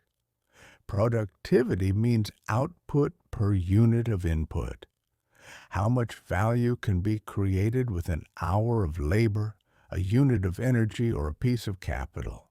You see productivity in the baker who learned to shape loaves faster without rushing, or the tea seller who rearranged the counter so orders flow smoothly. Small process improvements can raise output without adding hours. Economists call this total factor productivity. When improvements come from better methods, technology, or organization, rather than simply more inputs. Capital deepening is another growth engine. When workers have better tools, ovens, grinders, delivery carts, the same labor can produce more. This is why investment matters. It increases the stock of productive capital. But investment has to be financed. Savings, money not spent today, can be turned into investment through banks and markets. In that sense, patience can become capacity. Human capital is just as important. Skills, education, and health raise what workers can do per hour. A skilled tailor wastes less cloth. A trained cook manages heat better, and a reliable porter reduces breakage and delays. Institutions also shape growth. Clear property rights and contract enforcement encourage people to invest because they expect to keep the return on effort. Weak institutions make the future feel unsafe, and when the future feels unsafe, people invest less. Technology is often the headline, but diffusion is the quieter story. A new tool raises growth only when many people adopt it, learn it, and integrate it into routines. The market is full of this diffusion. One stall copies another's layout. One vendor learns a better way to store herbs. One worker shows another how to lift without strain. Growth also has limits and costs. If growth relies on pollution or congestion, it may raise output while lowering quality of life. Economists increasingly think in terms of sustainable growth, where output rises without breaking health, air, or trust. As you walk, you can feel growth as an atmosphere rather than a slogan. It is the market becoming slightly better at being itself. Near the edge of the market, you find a stall with goods that clearly traveled. Tea in tins stamped with foreign script, dried fruit wrapped in paper with a port seal, fabrics whose patterns feel like another climate. A quiet map of the world is laid out on tables. This is where trade becomes tangible. Trade is the exchange of goods and services between people or regions, and it exists because specialization can make everyone better off. Even if a community could produce many things itself, it may gain by focusing on what it does relatively well and trading for the rest. The key idea is comparative advantage. Comparative advantage means producing the good for which you have the lowest opportunity cost, not necessarily the highest absolute skill. It's about what you give up when you choose one output over another. Imagine two vendors, a baker and a tea blender. The baker might be capable of blending tea, but if blending tea costs him many loaves of bread and lost time, his opportunity cost is high. The tea blender, meanwhile, may give up only a small amount of tea to bake a loaf, making baking a high-cost diversion for them. In that case, both benefit when the baker specializes in bread and the tea blender specializes in tea. Then they trade. Each ends up consuming more variety at lower overall cost than if each tried to do everything. Trade expands the size of the market. A larger market supports more specialization because sellers can find enough buyers to justify focusing on a narrow product. That is why trade and productivity often move together. But trade has costs too. Shipping requires fuel, warehousing, logistics coordination, and financing. Those are transaction costs on a global scale, and they shape which trade routes make sense. Exchange rates matter here as well. If the local currency strengthens, imported goods become cheaper, and customers may buy more imports. If it weakens, imports become more expensive, and local substitutes become more attractive. Trade flows respond to these relative prices. Economists track trade balances with net exports, exports minus imports. A surplus means you sell more abroad than you buy. A deficit means you buy more than you sell. Neither is automatically good or bad. It depends on investment flows, savings behavior, and what the economy is building. Trade also creates distributional effects. Cheaper imports can help consumers, but domestic producers may face tougher competition. Adjustment costs can be real because workers and capital cannot move instantly. That is why trade debates often mix efficiency and fairness. The total pie may grow while some slices shrink, especially in the short run.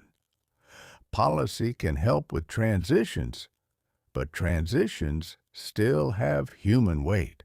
As you step away from the imported tins, the market feels both local and connected. A lantern-lit stall is also a node in a wider system of ships, contracts, and exchange rates. Back toward the center, the market becomes less about individual stalls and more about the system connecting them. You notice small signs with the same logo, a shared payment placard, and a few rules posted at multiple entrances. The market is quietly standardizing itself. Economists call these network effects and platforms. A network effect happens when a product or system becomes more valuable as more people use it. A platform is a structure that connects buyers and sellers, sometimes a physical market, sometimes a payment app, sometimes a delivery service. Consider the shared payment placard. If many stalls accept the same method, customers carry less cash and spend more easily, which can raise total sales. The value of the payment system grows with the number of participating stalls and customers. Standards play a similar role. Common weights and measures, common quality grades, and shared signage reduce friction and make comparison shopping easier. In economic terms, standards lower information costs and transaction costs. Networks can also create market power. If one payment method becomes dominant, it can charge higher fees because both buyers and sellers feel locked in. This is a form of switching cost where changing systems is inconvenient or expensive. Switching costs change competition. Even if a rival offers slightly better terms, users may stay with the incumbent because learning a new system takes time, or because fewer stalls accept it. This is how network effects can lead to winner-take-most outcomes. Platforms also solve coordination problems.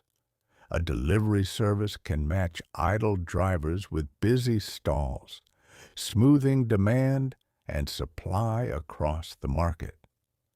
Economists describe this as improving matching efficiency, similar to how job platforms reduce search frictions in labor markets. But platforms introduce incentives and governance questions. Who sets the rules? Who pays the fees? And how are disputes resolved? Those rules affect participation, trust, and ultimately the platform's growth. You may notice the market office playing this role. It sets standards, enforces basic rules, and provides shared services. In a sense, it is the market's governance layer, an institution that helps strangers trade. The benefit is scale with order. When rules are consistent, more sellers join and more buyers feel safe, increasing the size and variety of the market. That bigger market supports more specialization and more productivity, feeding back into growth. The cost is that governance can be imperfect. Fees can be set too high. Rules can be too strict or too lax, and enforcement can be uneven. Economics studies these trade-offs because they shape how systems evolve. As you pass a sign reminding stalls to display prices clearly, you can feel the market trying to stay legible. Legibility is an economic asset. When rules and prices are clear, transaction costs fall. The contrast between stalls becomes clearer as you walk. One vendor sells lentils with prices that barely move, while another sells rare saffron in tiny vials, and the buyer hardly glances at the chalkboard. Both stalls share the same lantern light. This is where economics talks about inequality and distribution. Inequality describes how unevenly income or wealth is spread, and distribution asks, who gets how much of the economy's total output? Income is a flow you receive over time. Wages, profits, rent, interest. Wealth is a stock you hold. Savings, property, business ownership, and assets that can generate future income. These two can move differently. Someone can have a high income but little wealth if they spend most of what they earn, while someone else can have modest income but high wealth if they own valuable assets. Distribution matters for a market like this because spending patterns differ by income. Households on tight budgets tend to spend a larger share of any extra income on essentials, a fact economists describe as a higher marginal propensity to consume. When income is concentrated, a smaller share may flow immediately into everyday stalls, changing demand. Distribution also shapes opportunity.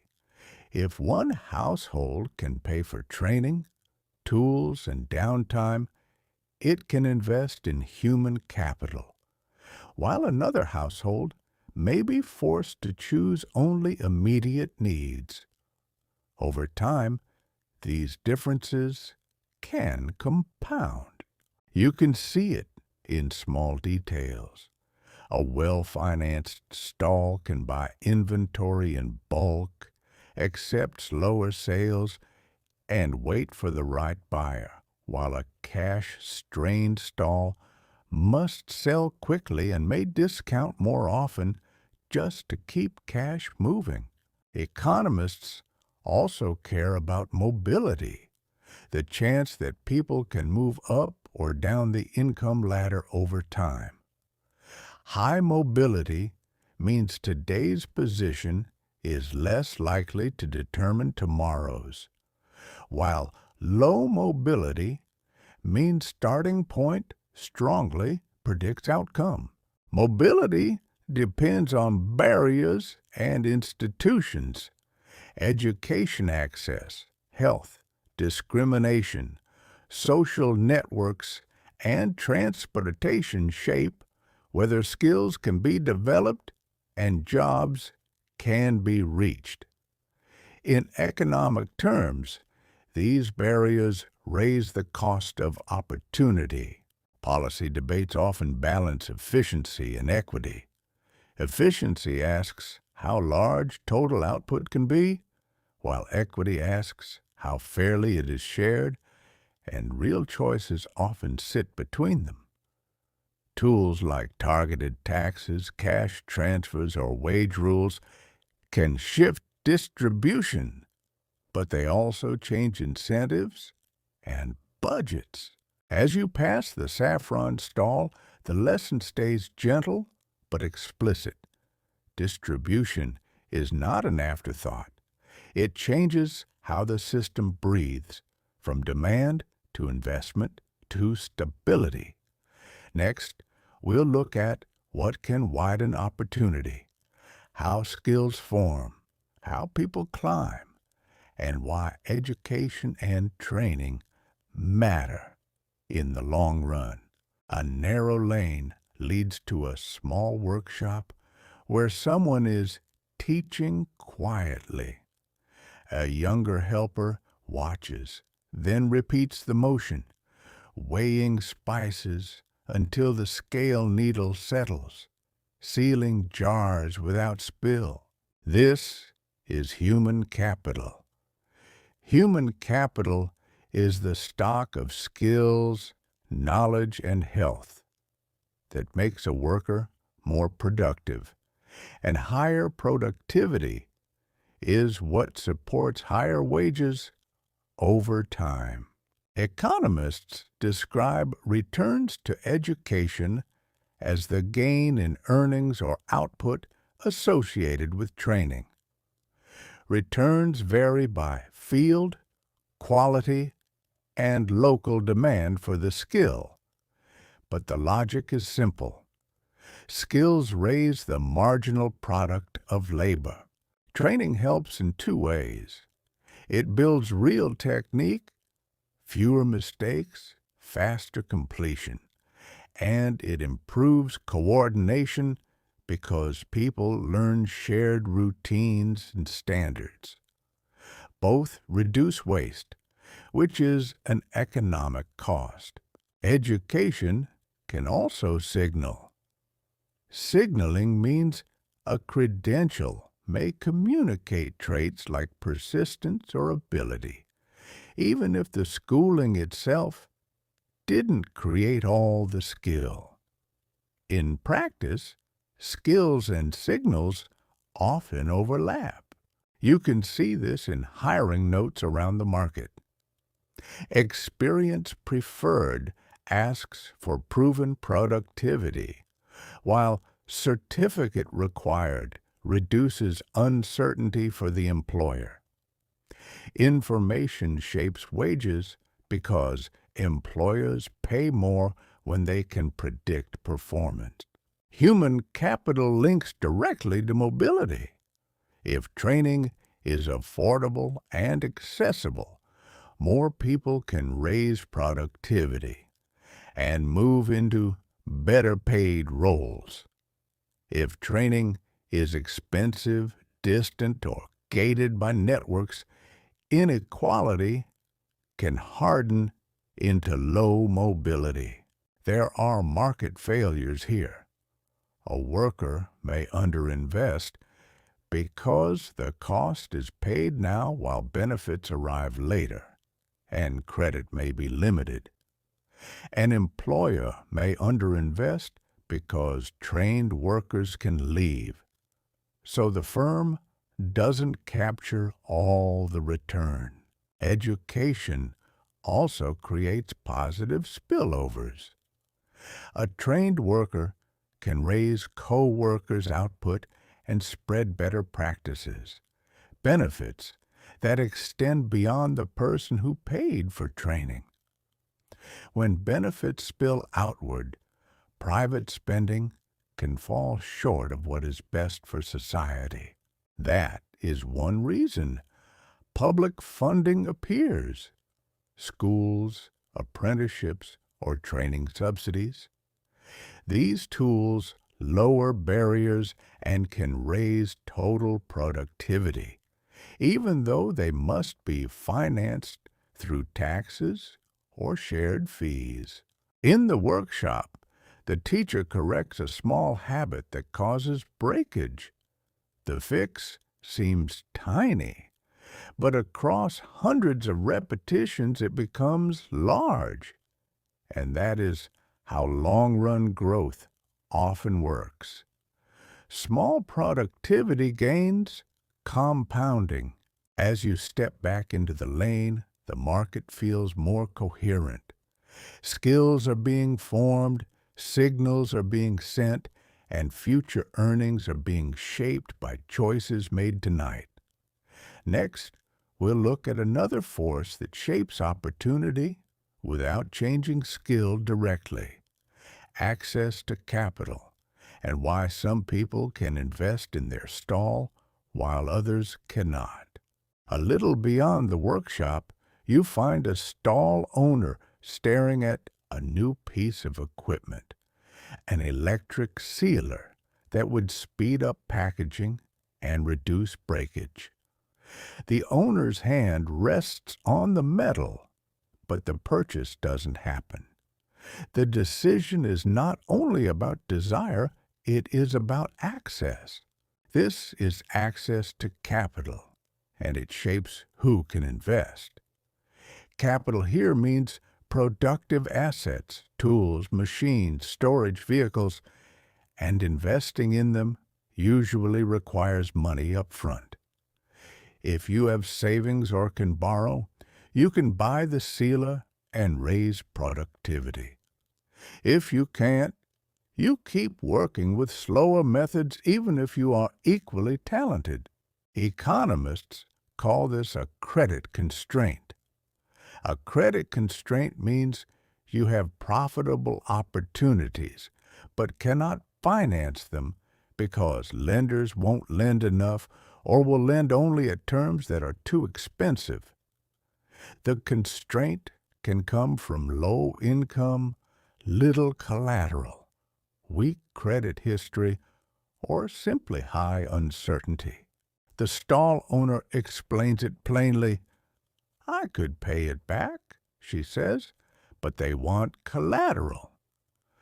Collateral is an asset pledged to secure a loan, and without it, lenders fear default, especially when they cannot fully observe a borrower's situation.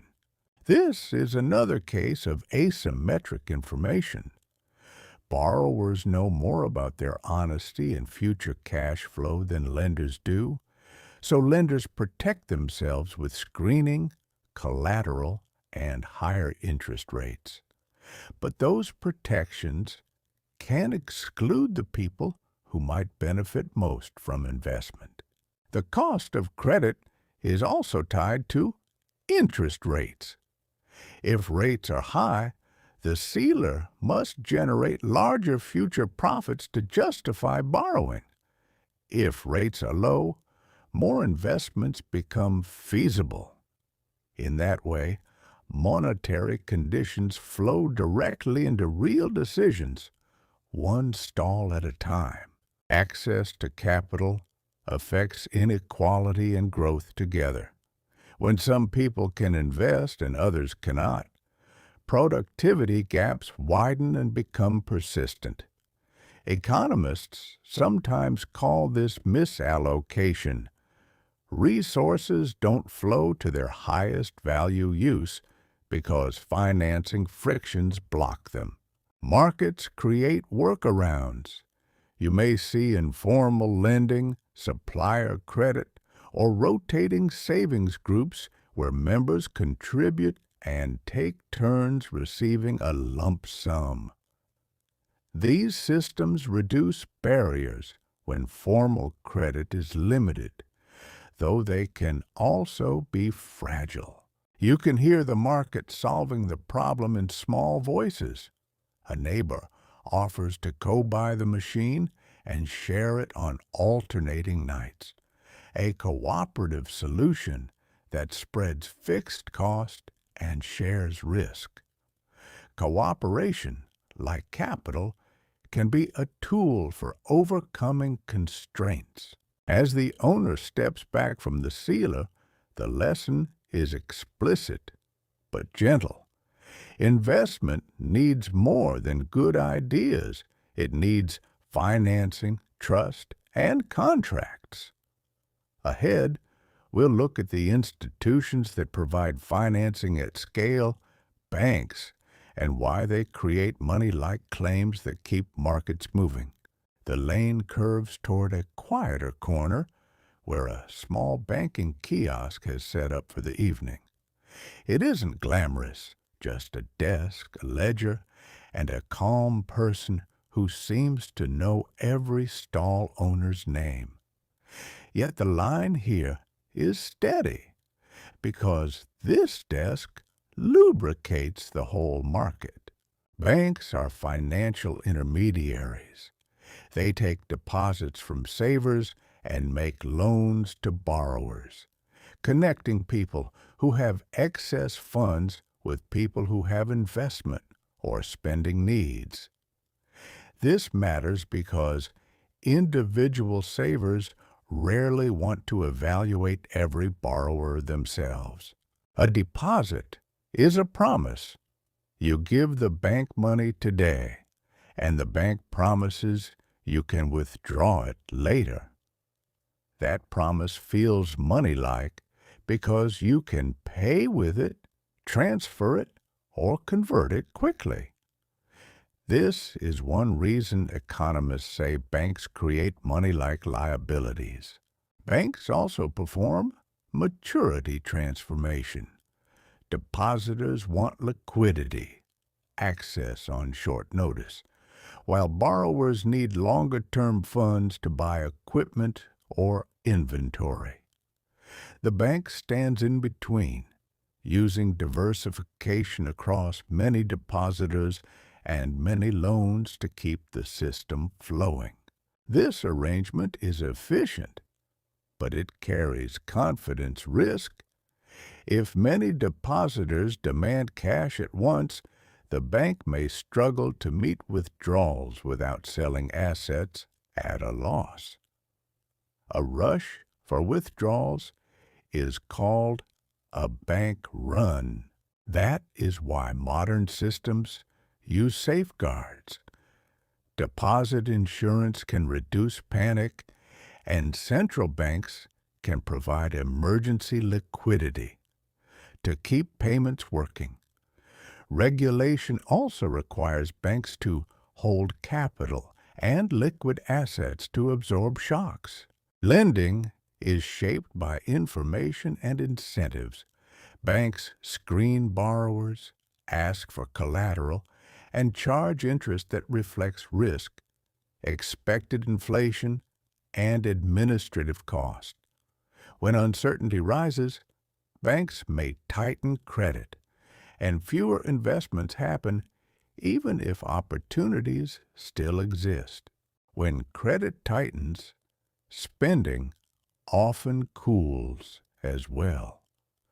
Households delay purchases, and businesses delay expansion, reducing aggregate demand.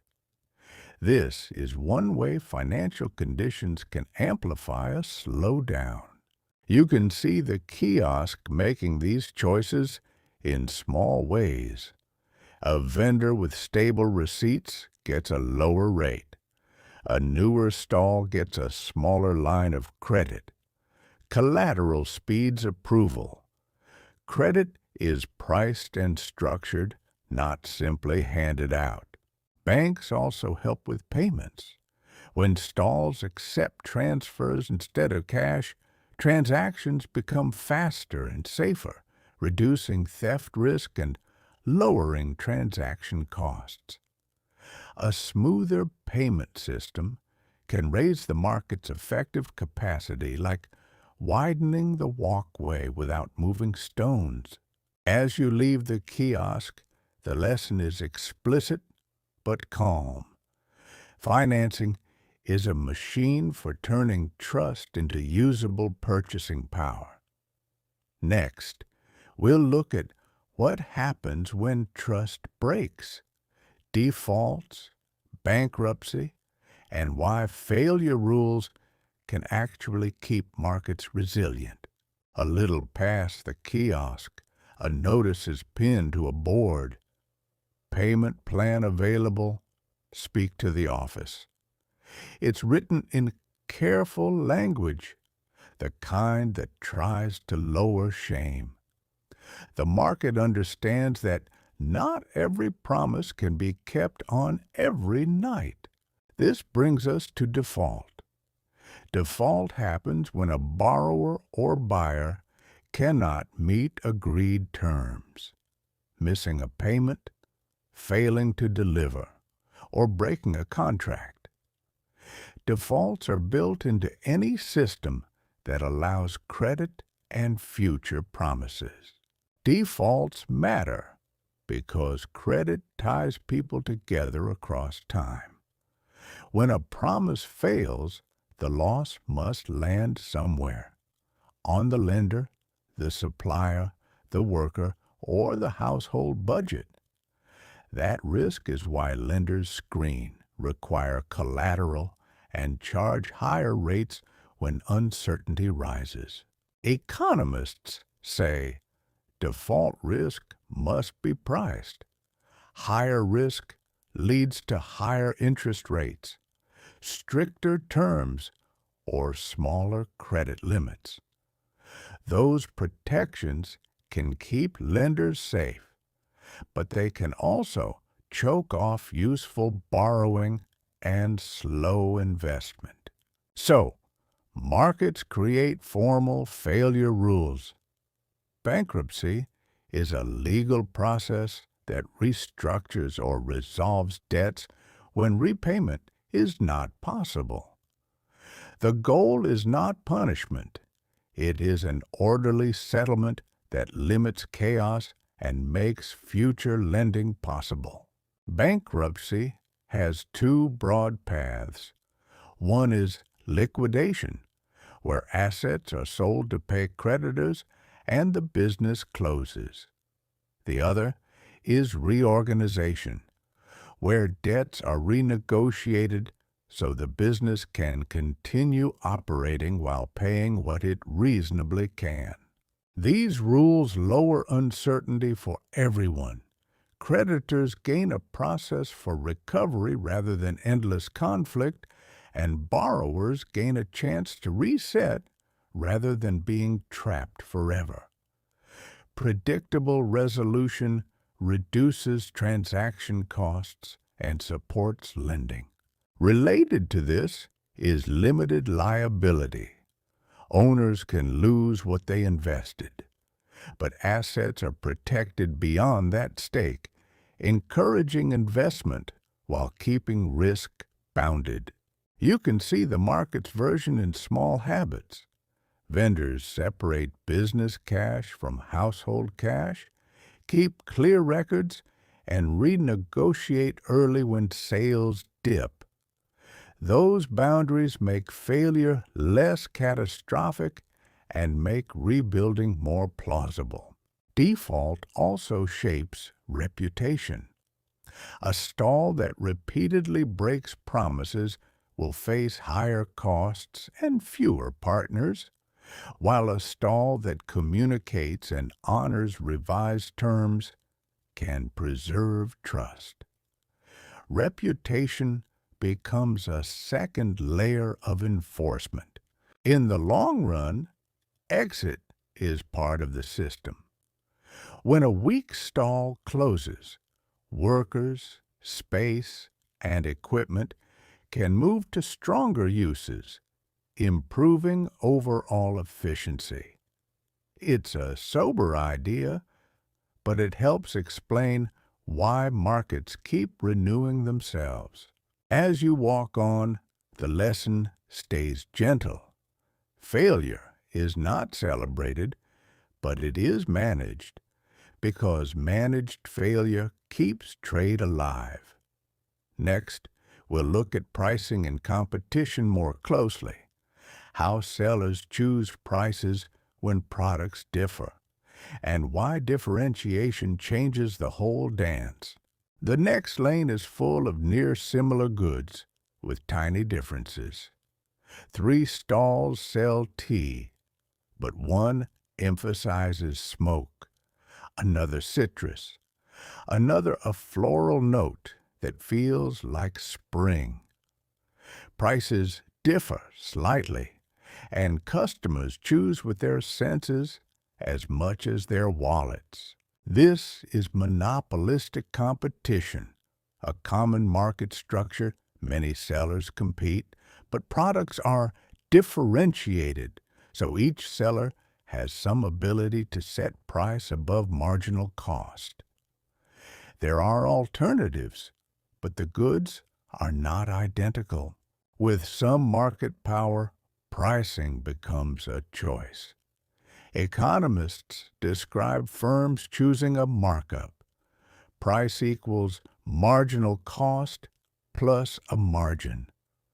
The size of that margin depends on demand elasticity, how much customers leave when price rises. If customers view a tea as unique, demand is less elastic and a larger markup is possible. If customers see close substitutes nearby, demand is more elastic and raising price loses volume quickly.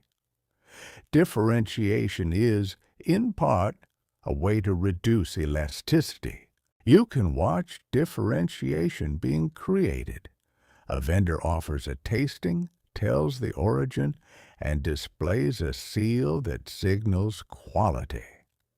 Small bits of information can reduce uncertainty and shift willingness to pay. That is why you see multiple sizes and bundles. A small cup captures customers with tight budgets, while a larger pot captures customers with higher willingness to pay. This is a gentle form of price discrimination through versioning. Firms also think at the margin. Lowering price can sell more units, but it may reduce revenue on units that would have sold anyway. Economists call this marginal revenue, and optimal pricing balances marginal revenue against marginal cost. Market power changes how surplus is split. A higher markup can shift more value to the seller and shrink consumer surplus, the gap between what buyers would have paid and what they actually pay. When price sits above marginal cost, some mutually beneficial trades don't happen, creating deadweight loss. That gap is the quiet cost of reduced competition. Switching costs amplify differentiation. If a customer trusts a stall's hygiene, knows the routine, or collects loyalty stamps, changing stalls feels costly even when price differences are small. Those frictions create more pricing power. Yet competition still disciplines. If one stall raises prices too far, customers drift to the next lantern and the line thins. The result is a market where sellers compete on a mix of price, quality, and trust. As you walk on, the idea stays explicit. When goods differ, prices are not set mechanically. They are chosen within limits based on costs and customer response over time. Next, we'll step into a quieter debate. What makes markets efficient? What can make them fail? And why interventions sometimes help and sometimes harm. The market grows quieter near a small fountain bench. People sit with tea, and for a moment the whole place looks like it is working smoothly. Buyers find what they want, sellers earn their keep, and the lanterns keep the night orderly. Economists call this idea efficiency. Allocative efficiency means resources are used where they create the most value, and in competitive markets it often looks like price is close to marginal cost. When price equals marginal cost, each unit sold is one that buyers value at least as much as it costs to produce. A related term is Pareto efficiency.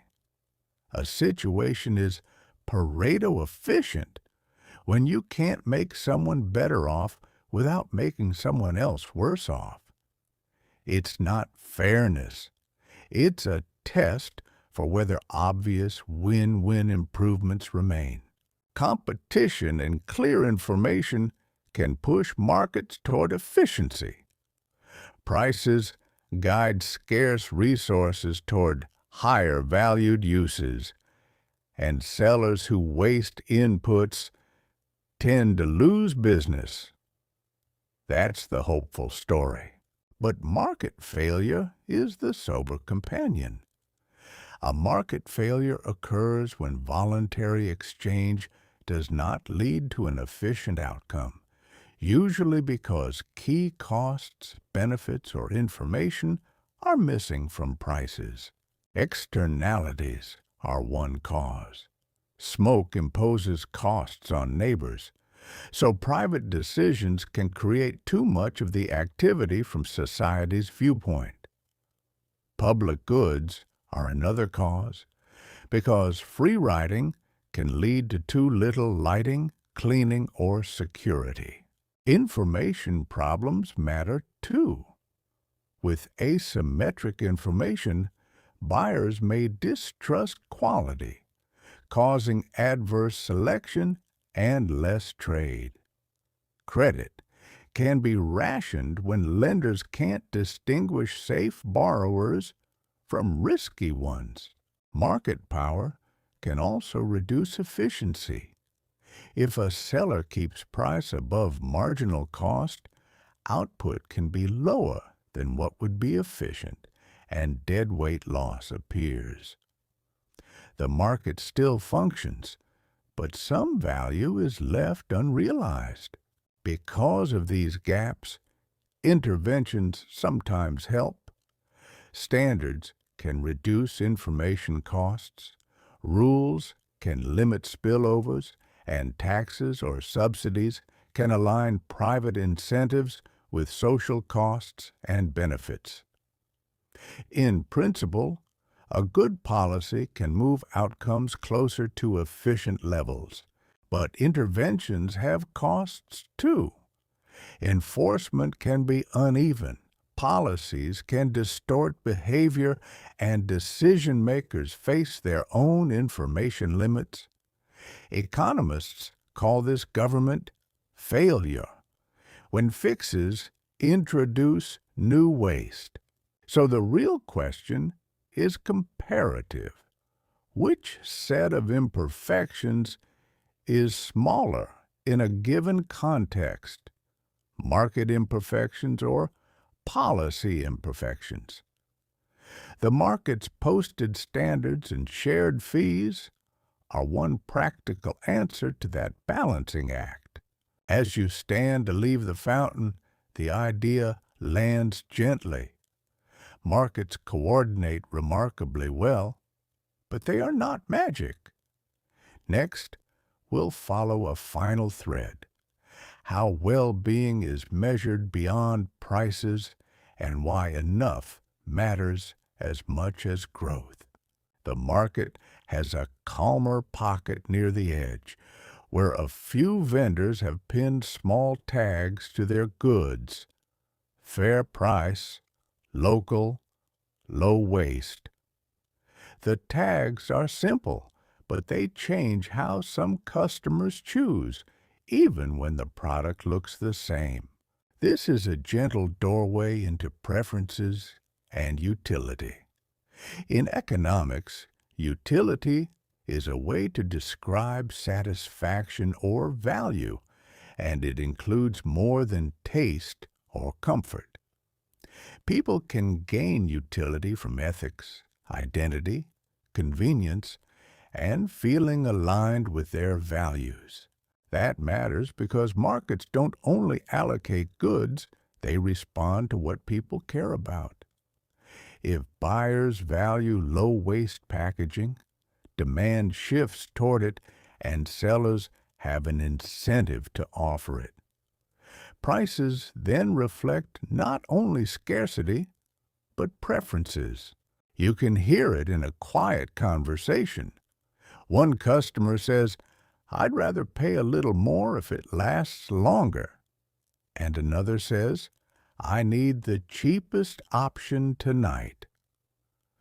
Both are rational under their constraints, because constraints shape what best means. Economists often represent choices with a budget constraint. A budget constraint is the set of bundles you can afford given your income and prices. Within that boundary, preferences determine which bundle you pick. This is also where substitution and income effects show up. When a price rises, you may substitute toward a cheaper alternative. If the rise makes you effectively poorer, you may reduce overall consumption too. The market sees both effects as changes in what people buy. The tags on the goods can act like information, reducing uncertainty about quality or sourcing. In that sense, they are a signal that can shift willingness to pay. When willingness to pay rises, demand increases at each price, and sellers respond. But the tags also reveal a broader point. Utility is personal and varied. Two people can face the same prices and choose differently because they value different attributes. Economics doesn't force one definition of value. It tries to describe how value drives trade. As you walk on, you can let the lesson remain explicit but light. Markets follow preferences the way lantern light follows the walkway, illuminating what people already lean toward. Next, we'll meet the idea that preferences can be shaped, not only revealed, through advertising, framing, and the quiet psychology of choice. A vendor near the corner has set up a small display that looks almost like a stage. 3 jars are placed under the brightest lantern, and a handwritten sign says, "Most popular," even though you can't know if it's true. You notice people drifting closer anyway. This is framing and persuasion. In economics, especially behavioral economics, we recognize that choices are influenced by how options are presented, not just by prices and incomes. The mind uses shortcuts, and sellers learn to speak to those shortcuts. Most popular works as social proof, a signal that others approved. Even if it's imperfect information, it reduces decision effort, which is valuable when attention is scarce. Lower decision effort is a real benefit, sometimes described as lower cognitive cost. The display also creates a default path. The brightest jars become the easiest choice, and ease often becomes selection. Economists call this choice architecture, the environment that shapes decisions without changing the underlying options. You can see anchoring too. A premium jar is priced very high, making the standard jar feel reasonable by comparison, even if the standard jar is still expensive. Anchoring shifts perception of what counts as normal. None of this means people are irrational. It means people are human, and information processing is limited. In economic terms, attention is scarce, and optimization is costly. So people choose something good enough rather than perfect. Advertising can also change demand by creating associations. If a seller links a tea blend with calm sleep or childhood memories, buyers may value it more. That increased willingness to pay is a shift in preferences, not a change in cost. Behavioral insights also explain why discounts feel powerful. A limited time sign, adds urgency, pushing people to buy now rather than later, which is an intertemporal nudge. It changes timing decisions even when the product is unchanged. Markets respond to these forces because sellers compete not only on price and quality, but on attention. Attention is a battlefield, and the bright lantern is a weapon, even in a peaceful place. The economics here is explicit. Demand can be influenced by information, signals, and cognitive shortcuts. As you move away from the stage-like display, the night feels steady again. You can hold the idea gently. Choices are shaped by context, so markets are partly about psychology as well as scarcity. Next, we'll look at a calmer question that follows from this: how we measure well-being when preferences are complex and money is only one piece. You come to a small bench where two travelers are comparing the market to one they knew in another city. One says, "The prices are higher here, but the streets feel safer and the night feels calmer." The other says the food is cheaper back home, but the air is harsher and the noise is constant. This is a quiet doorway into welfare and well-being. Economics often uses income and consumption as proxies for well-being, but those proxies are incomplete. Well-being also depends on health, safety, time, environment, and social trust. Economists sometimes talk about real income, meaning income adjusted for prices. Real income captures purchasing power, but it still doesn't capture whether the goods available are healthy, whether the commute is exhausting, or whether the night feels safe. Those factors shape utility directly. This is why broader measures exist. Some approaches adjust GDP with environmental costs, unpaid household work, or health outcomes, aiming to reflect welfare more accurately. The details differ, but the purpose is consistent. Output is not the same as flourishing. You can feel this difference in the market's design. A well-lit lane raises well-being even if it adds a small fee to stall rent. Clean air and quieter space make the experience better, even if they slightly limit production choices. Economists describe these as quality-of-life externalities. If noise or pollution rises, it imposes costs not captured by market transactions. When the market invests in cleanliness and calm, it is raising welfare in a way that may not show up as more sales. Time is another central piece. Two households with the same income can have very different well-being if one has long commutes, unstable schedules, or constant stress. Time poverty is an economic condition, not only a personal feeling. This connects back to the night market's rhythm, a place that reduces search costs, improves safety, and lowers stress can effectively give people time back. That time can be used for rest, relationships, or learning, which raises welfare beyond any purchase.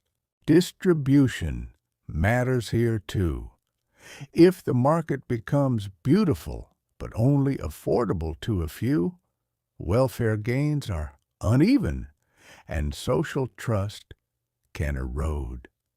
Economics treats trust as a form of social capital. And social capital supports cooperation and trade. As you stand from the bench, you can let the lesson remain clear but soft. Money measures some things well, but it doesn't measure everything that makes life feel livable. Next, we'll return to the practical question markets face when they try to improve welfare, regulation, and how rules can help without suffocating trade. The Market Office has posted a new notice. Smoke limits in the cooking lane, quiet hours after midnight, and waste must be sorted.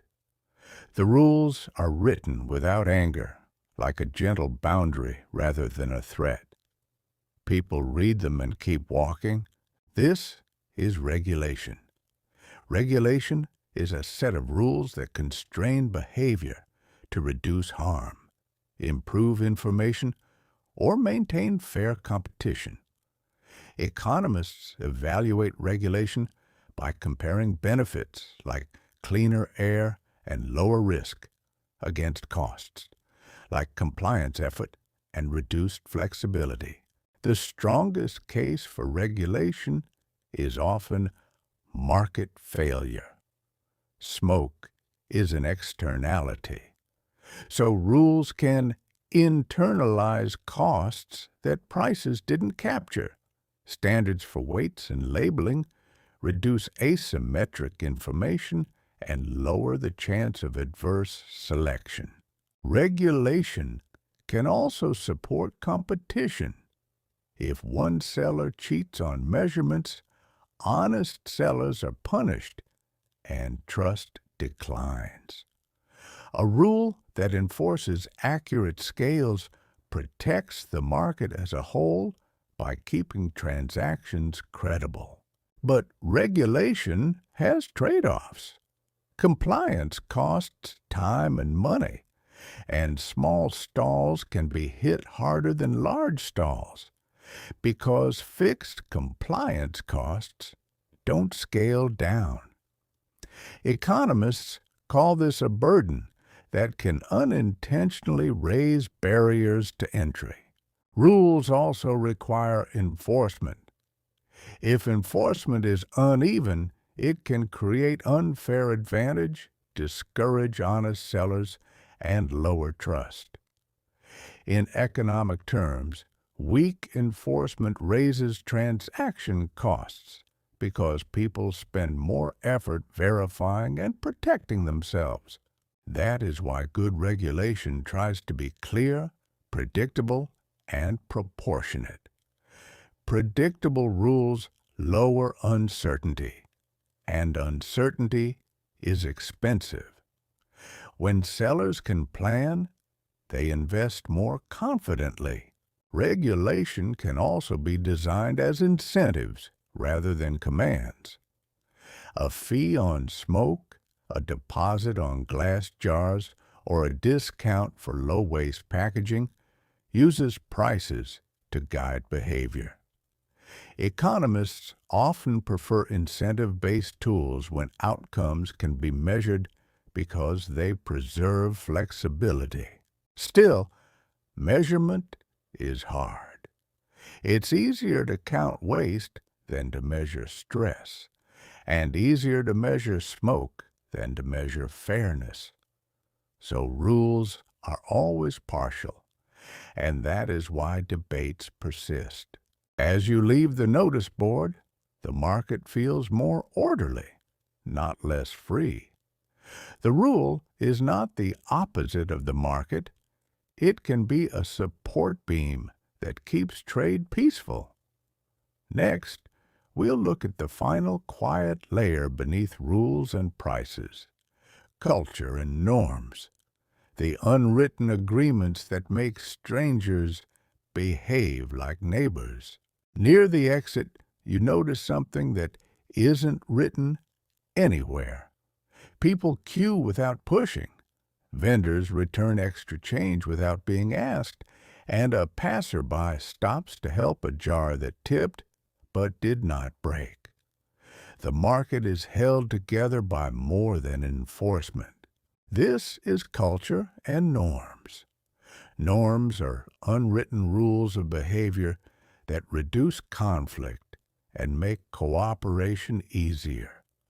In economics, norms matter because they can lower transaction costs. Less time spent checking, arguing, or guarding. Trust is a kind of economic capital. When trust is high, contracts can be simpler, credit can be offered more easily, and trade expands beyond tight circles of family and friends. When trust is low, prices include larger risk premiums, and many exchanges simply don't happen. You can see how norms support credit.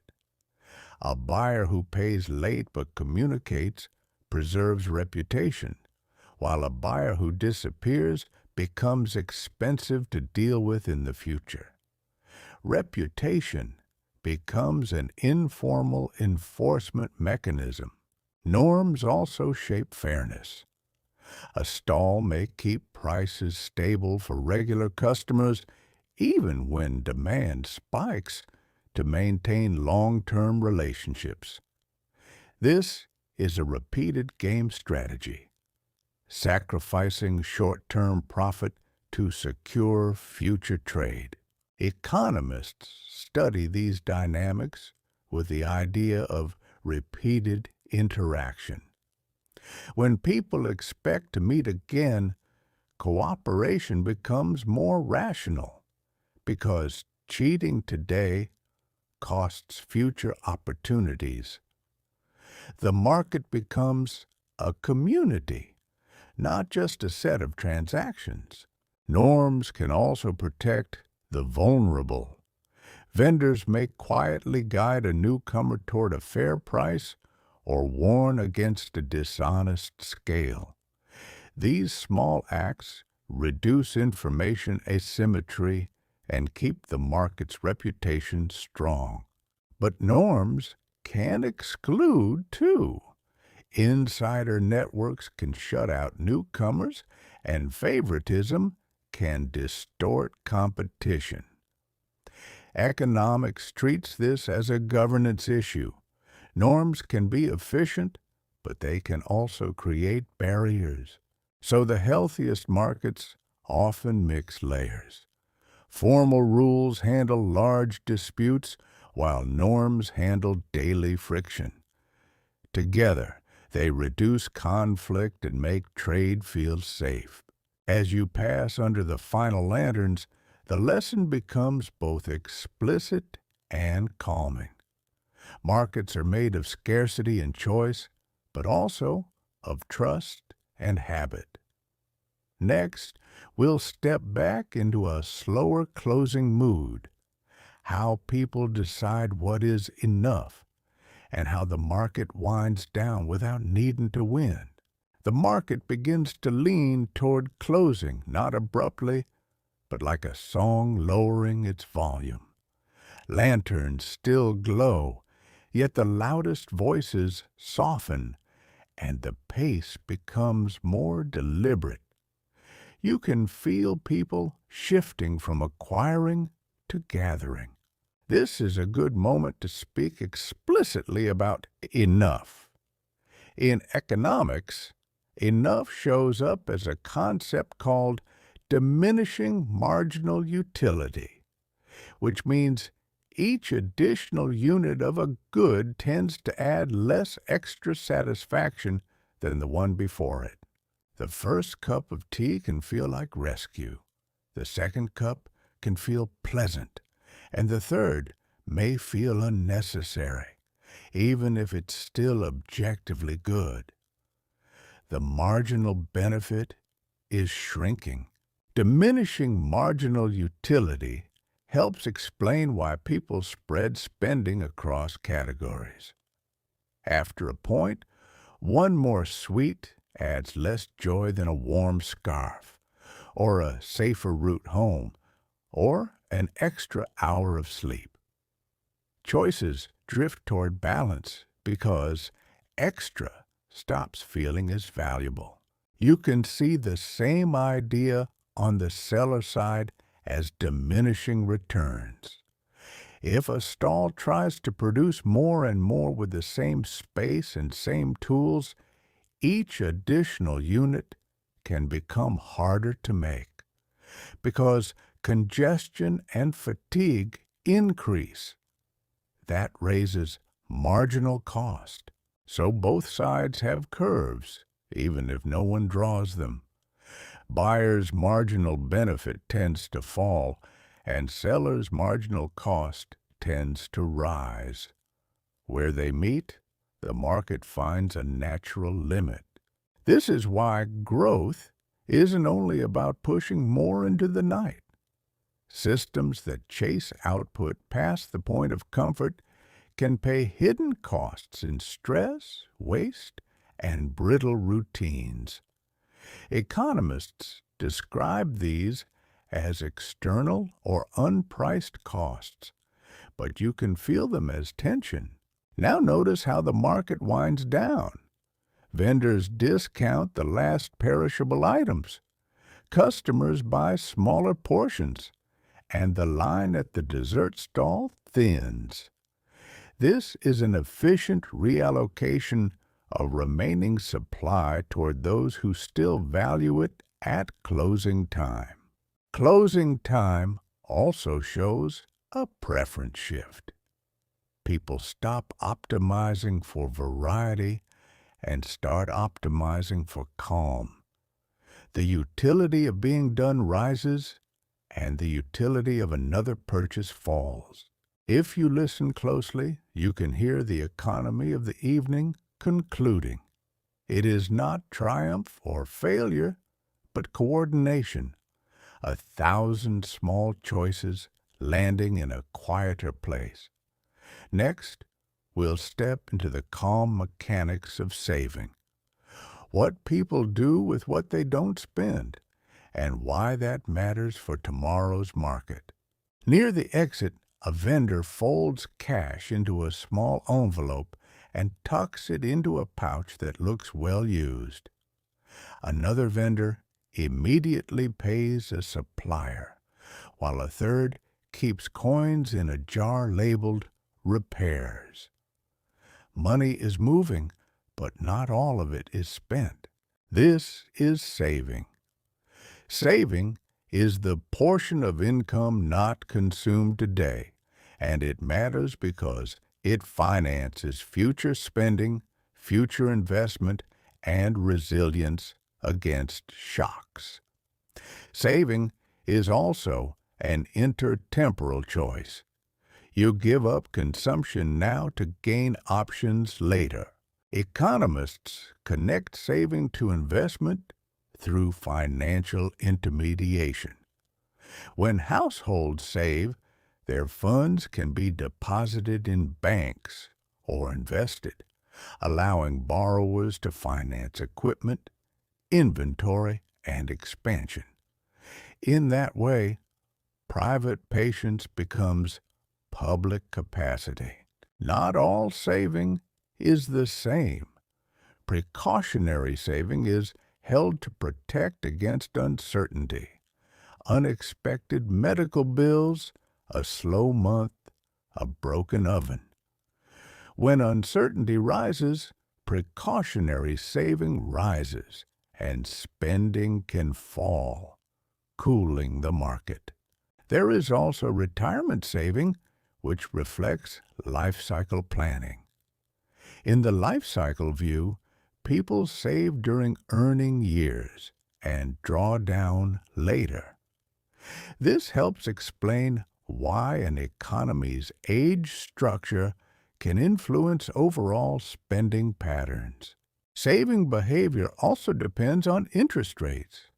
Higher rates increase the reward for waiting and can encourage saving. Lower rates reduce the reward and can push people toward spending or riskier investments. But behavior is not purely mechanical because needs and constraints differ. A household that is cash constrained may want to save but cannot. A household with stable income may save more easily and then earn returns on those savings, which can widen wealth gaps over time. This is one way wealth inequality can persist even when incomes are similar. You can see an informal version of saving in the market's routines. Vendors keep a buffer, pay essentials first, and delay upgrades until the buffer is healthy. The buffer reduces the probability of default, which lowers future borrowing costs and keeps trade smoother. Some vendors also smooth income through diversification. They sell both essentials and treats, so slow nights don't become empty nights. Stable cash flow is valuable because it reduces the need for expensive emergency credit. Saving can look quiet, even boring, but it is one of the market's strongest stabilizers. It turns volatility into survivable variation rather than crisis. Next, we'll step into a related idea that lives in every receipt: accounting, measurement, and why. What gets measured often gets managed. A stall owner closes a small notebook and taps it twice, as if sealing the day inside. Another stall owner counts inventory and writes a number beside each crate. The market is becoming a ledger, and the ledger is becoming memory. This is measurement. And in economics, it matters because decisions depend on data. Firms track revenue, costs, and profit to understand whether their model works. Households track spending to stay within constraints. Profit, defined explicitly, is revenue minus costs. But costs include more than what is paid in cash today. They also include depreciation of tools, expected spoilage, and the opportunity cost of the owner's time. Good measurement tries to capture the true economics, not only the visible flows. This is why accounting categories matter. Fixed costs, like rent and permits, do not change much with daily volume, while variable costs, like ingredients and packaging, rise with output. Separating them helps explain why a stall can be busy yet still struggle if fixed costs are too high. Margins make these ideas practical. A gross margin compares revenue to direct costs, while an operating margin includes overhead like labor and rent. When margins are thin, small shocks, fuel price rises, a slow week, can push a business into loss. Measurement also helps with pricing. If a vendor knows marginal cost accurately, they can avoid selling at a loss when discounts look tempting. If they mismeasure costs, they may underprice, grow volume, and still fail. Economists sometimes call this the discipline of the budget constraint. You can be loved by customers and still break if costs exceed revenue over time. Markets reward not only charm, but arithmetic. Measurement also connects to incentives. If a worker is paid per task, speed is rewarded. If paid per hour, steadiness is rewarded. Metrics shape behavior, sometimes improving output, sometimes creating distortions if the metric ignores quality. You can see quality being guarded by the best vendors. They measure customer returns and complaints, not just sales, because reputation is an asset. In economic terms, they are managing a stock of goodwill that yields future demand. A final measurement concept appears as the office posts a tally of waste collected. Waste is cost that produced no value to customers. Reducing waste is like producing more without using more inputs, which raises productivity. As notebooks close and crates are counted, the market becomes clearer to itself. Economics is often just this: observing, measuring, adjusting. Next, we'll revisit a simple but powerful idea: coordination, and how markets align strangers without anyone being in charge of every step. The last customers drift through, and the lanes clear into something almost spacious. Yet the market still feels organized, as if an invisible hand is guiding where people step, what they buy, and when vendors stop. That organization is worth naming. Markets coordinate through prices. A price is a signal that compresses information about scarcity, cost, and demand into one number that many people can respond to at once. It reduces the need for everyone to negotiate every detail. Coordination is also helped by norms and standards. When weights are consistent, prices can be compared, and competition works more cleanly. When contracts are enforceable, promises extend across time, enabling credit and delivery. Economists describe a market as decentralized decision-making. Each stall optimizes locally, choosing inventory, pricing, hours, and each customer optimizes personally, choosing bundles within a budget constraint. The surprising result is a system that can still be orderly without a central planner setting every decision.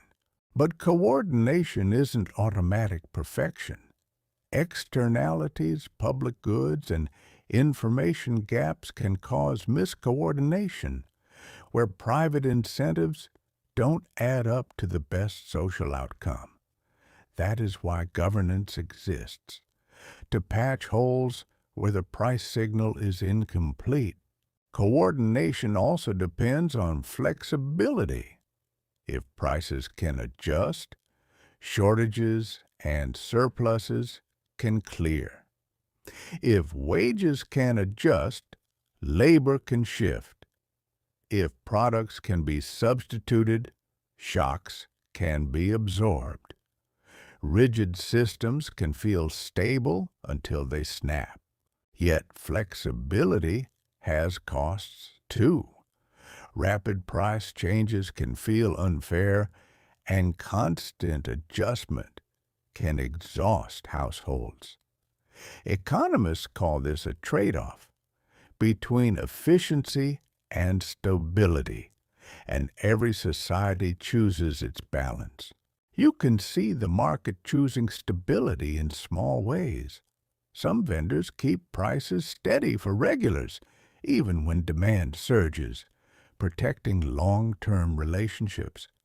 Others adjust slowly, smoothing shocks rather than passing them on instantly. This is where repeated interaction becomes valuable. If you expect to see someone again, cooperation becomes rational, and coordination improves.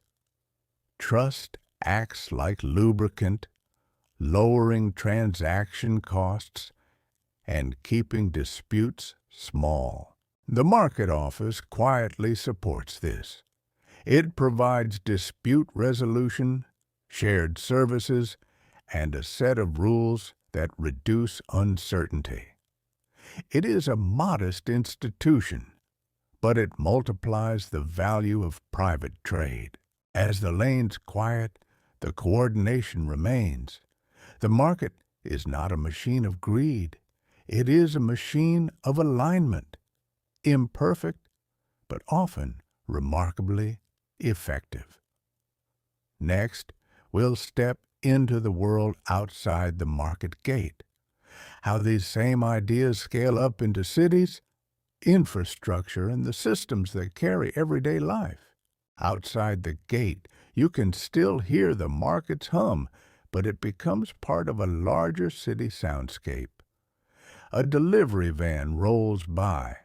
Street lights keep the road legible, and a distant train line carries the night forward.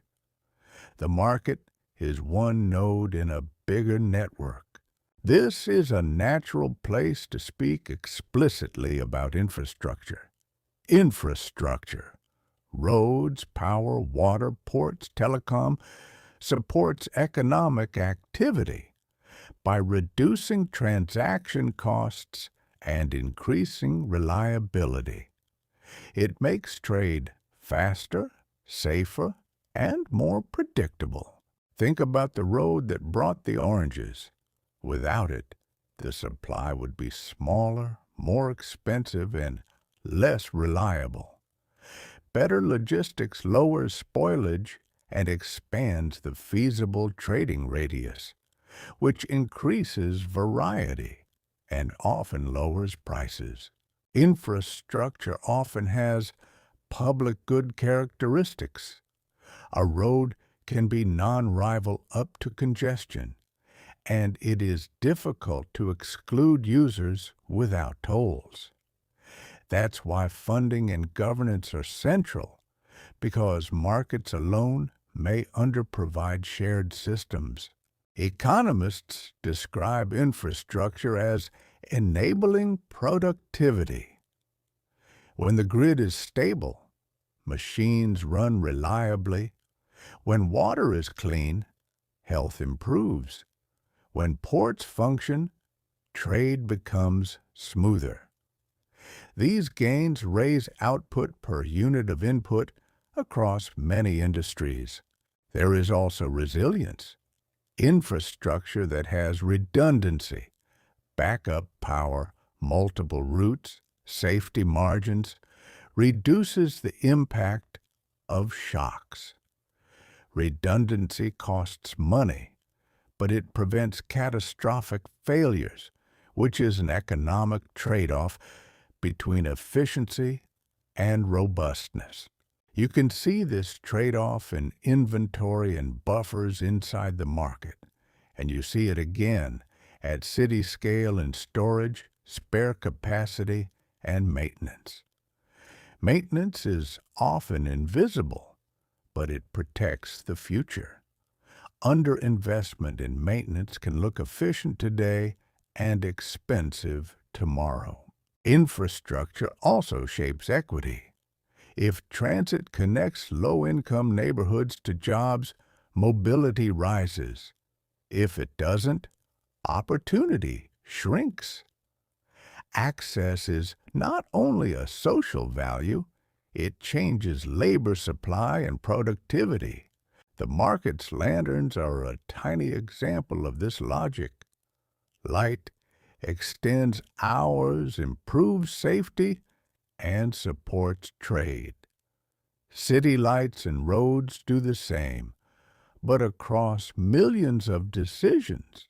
As the city holds you gently outside the gate, you can feel the scope widen without becoming overwhelming.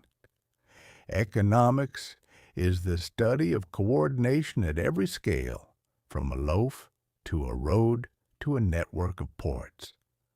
Next, we'll return to the personal scale, how households plan, cope, and find calm inside all these systems. You turn back toward the market for a final glance, and you realize how much of the evening was household economics. People arrived with budgets, needs, habits, and little private stories about what matters. The market met them in a language of prices and choices. Households face a simple structure: income, prices, constraints, and preferences. They allocate spending across necessities and comforts, and they decide how much to save, how much risk to take, and how much to borrow. Even when choices feel emotional, the structure remains. Budgeting is a practical form of optimization. You can't buy everything, so you rank needs, choose substitutes, and accept trade-offs. Economics calls these choices constrained maximization, but in real life, it looks like a calm list and a small pause before you decide. Households also manage shocks. A broken phone, a medical bill, a slow month at work. These are risks, and households smooth them with savings, insurance, informal support, or sometimes credit. The ability to smooth shocks is a major divider between stability and stress. Debt can be useful when it helps invest or bridge timing, but debt is fragile when income is volatile because fixed payments don't shrink when the market is quiet. That is why economists watch debt service burdens, not just debt levels. Households also respond to inflation and rates. When prices rise, they substitute toward cheaper goods, reduce discretionary spending, and sometimes draw down savings. When rates rise, borrowing becomes more expensive and saving becomes more rewarding, shifting timing. All of these adjustments can feed back into the macroeconomy. If many households cut spending at once, demand falls and businesses reduce hours, which can reduce income further. Economists call this feedback a demand spiral, and policy often tries to prevent it during downturns. But households are not only economic engines, they are human beings seeking calm. Time, sleep, and attention are scarce resources, too. When those resources are exhausted, even optimal choices can feel hard. That is why the market's best gift tonight was not only knowledge, but rhythm. Slow steps reduce impulse. Clear signs reduce stress, and familiar routines reduce cognitive load. Good systems make good choices easier. As you keep walking into the quieter streets, you can let the household lesson settle softly. Economics is not just money, it is the management of limited life. Next, we'll close with a final integration: what the market taught us and how to carry it gently into sleep. The lanterns begin to dim one by one, not because the night is ending, but because the market has done enough. Vendors fold cloths, stack crates, and count the last receipts with hands that look practiced and calm. The air feels cooler now, cleaner, more spacious. If you look back over the evening, you can name the core ideas clearly. Scarcity created constraints, constraints created trade-offs, and trade-offs created opportunity costs. Prices coordinated supply and demand, while margins, extra cost and extra benefit, guided decisions at the edge. Elasticity explained why some prices move gently and others swing. Information and signals explained why trust can raise value even when goods look similar. Market power and competition explained who captures surplus and why differentiation changes pricing. Risk, insurance, and diversification explained how people cope with uncertain futures. Institutions and rules lowered transaction costs and widened the circle of trust, while public goods and externalities explained why shared governance matters. Congestion showed scarcity in time and space, and inventories showed how markets smooth shocks. Growth in trade widened the lens, showing how productivity, investment, and comparative advantage raise living standards over time. Distribution and human capital reminded us that how much and who gets what are tied together, shaping opportunity and stability. And behavioral insights reminded us that attention is scarce and choices are shaped by context. It's a lot of concepts, yet the market held them gently because each one lived in something tangible: a loaf, a line, a lantern, a ledger. That is the quiet power of economics. It turns ordinary life into understandable patterns without needing drama. And now you don't need to solve anything. You can let the patterns exist without chasing them, like watching light move across stone. The world can keep coordinating, and you can keep resting. As the last stall closes, the city absorbs the market's final sounds. A latch clicks, footsteps fade, and the air becomes still enough to hear your own breathing again. The night holds you the way the lanterns held the walkway, steady, patient, and kind. Good night.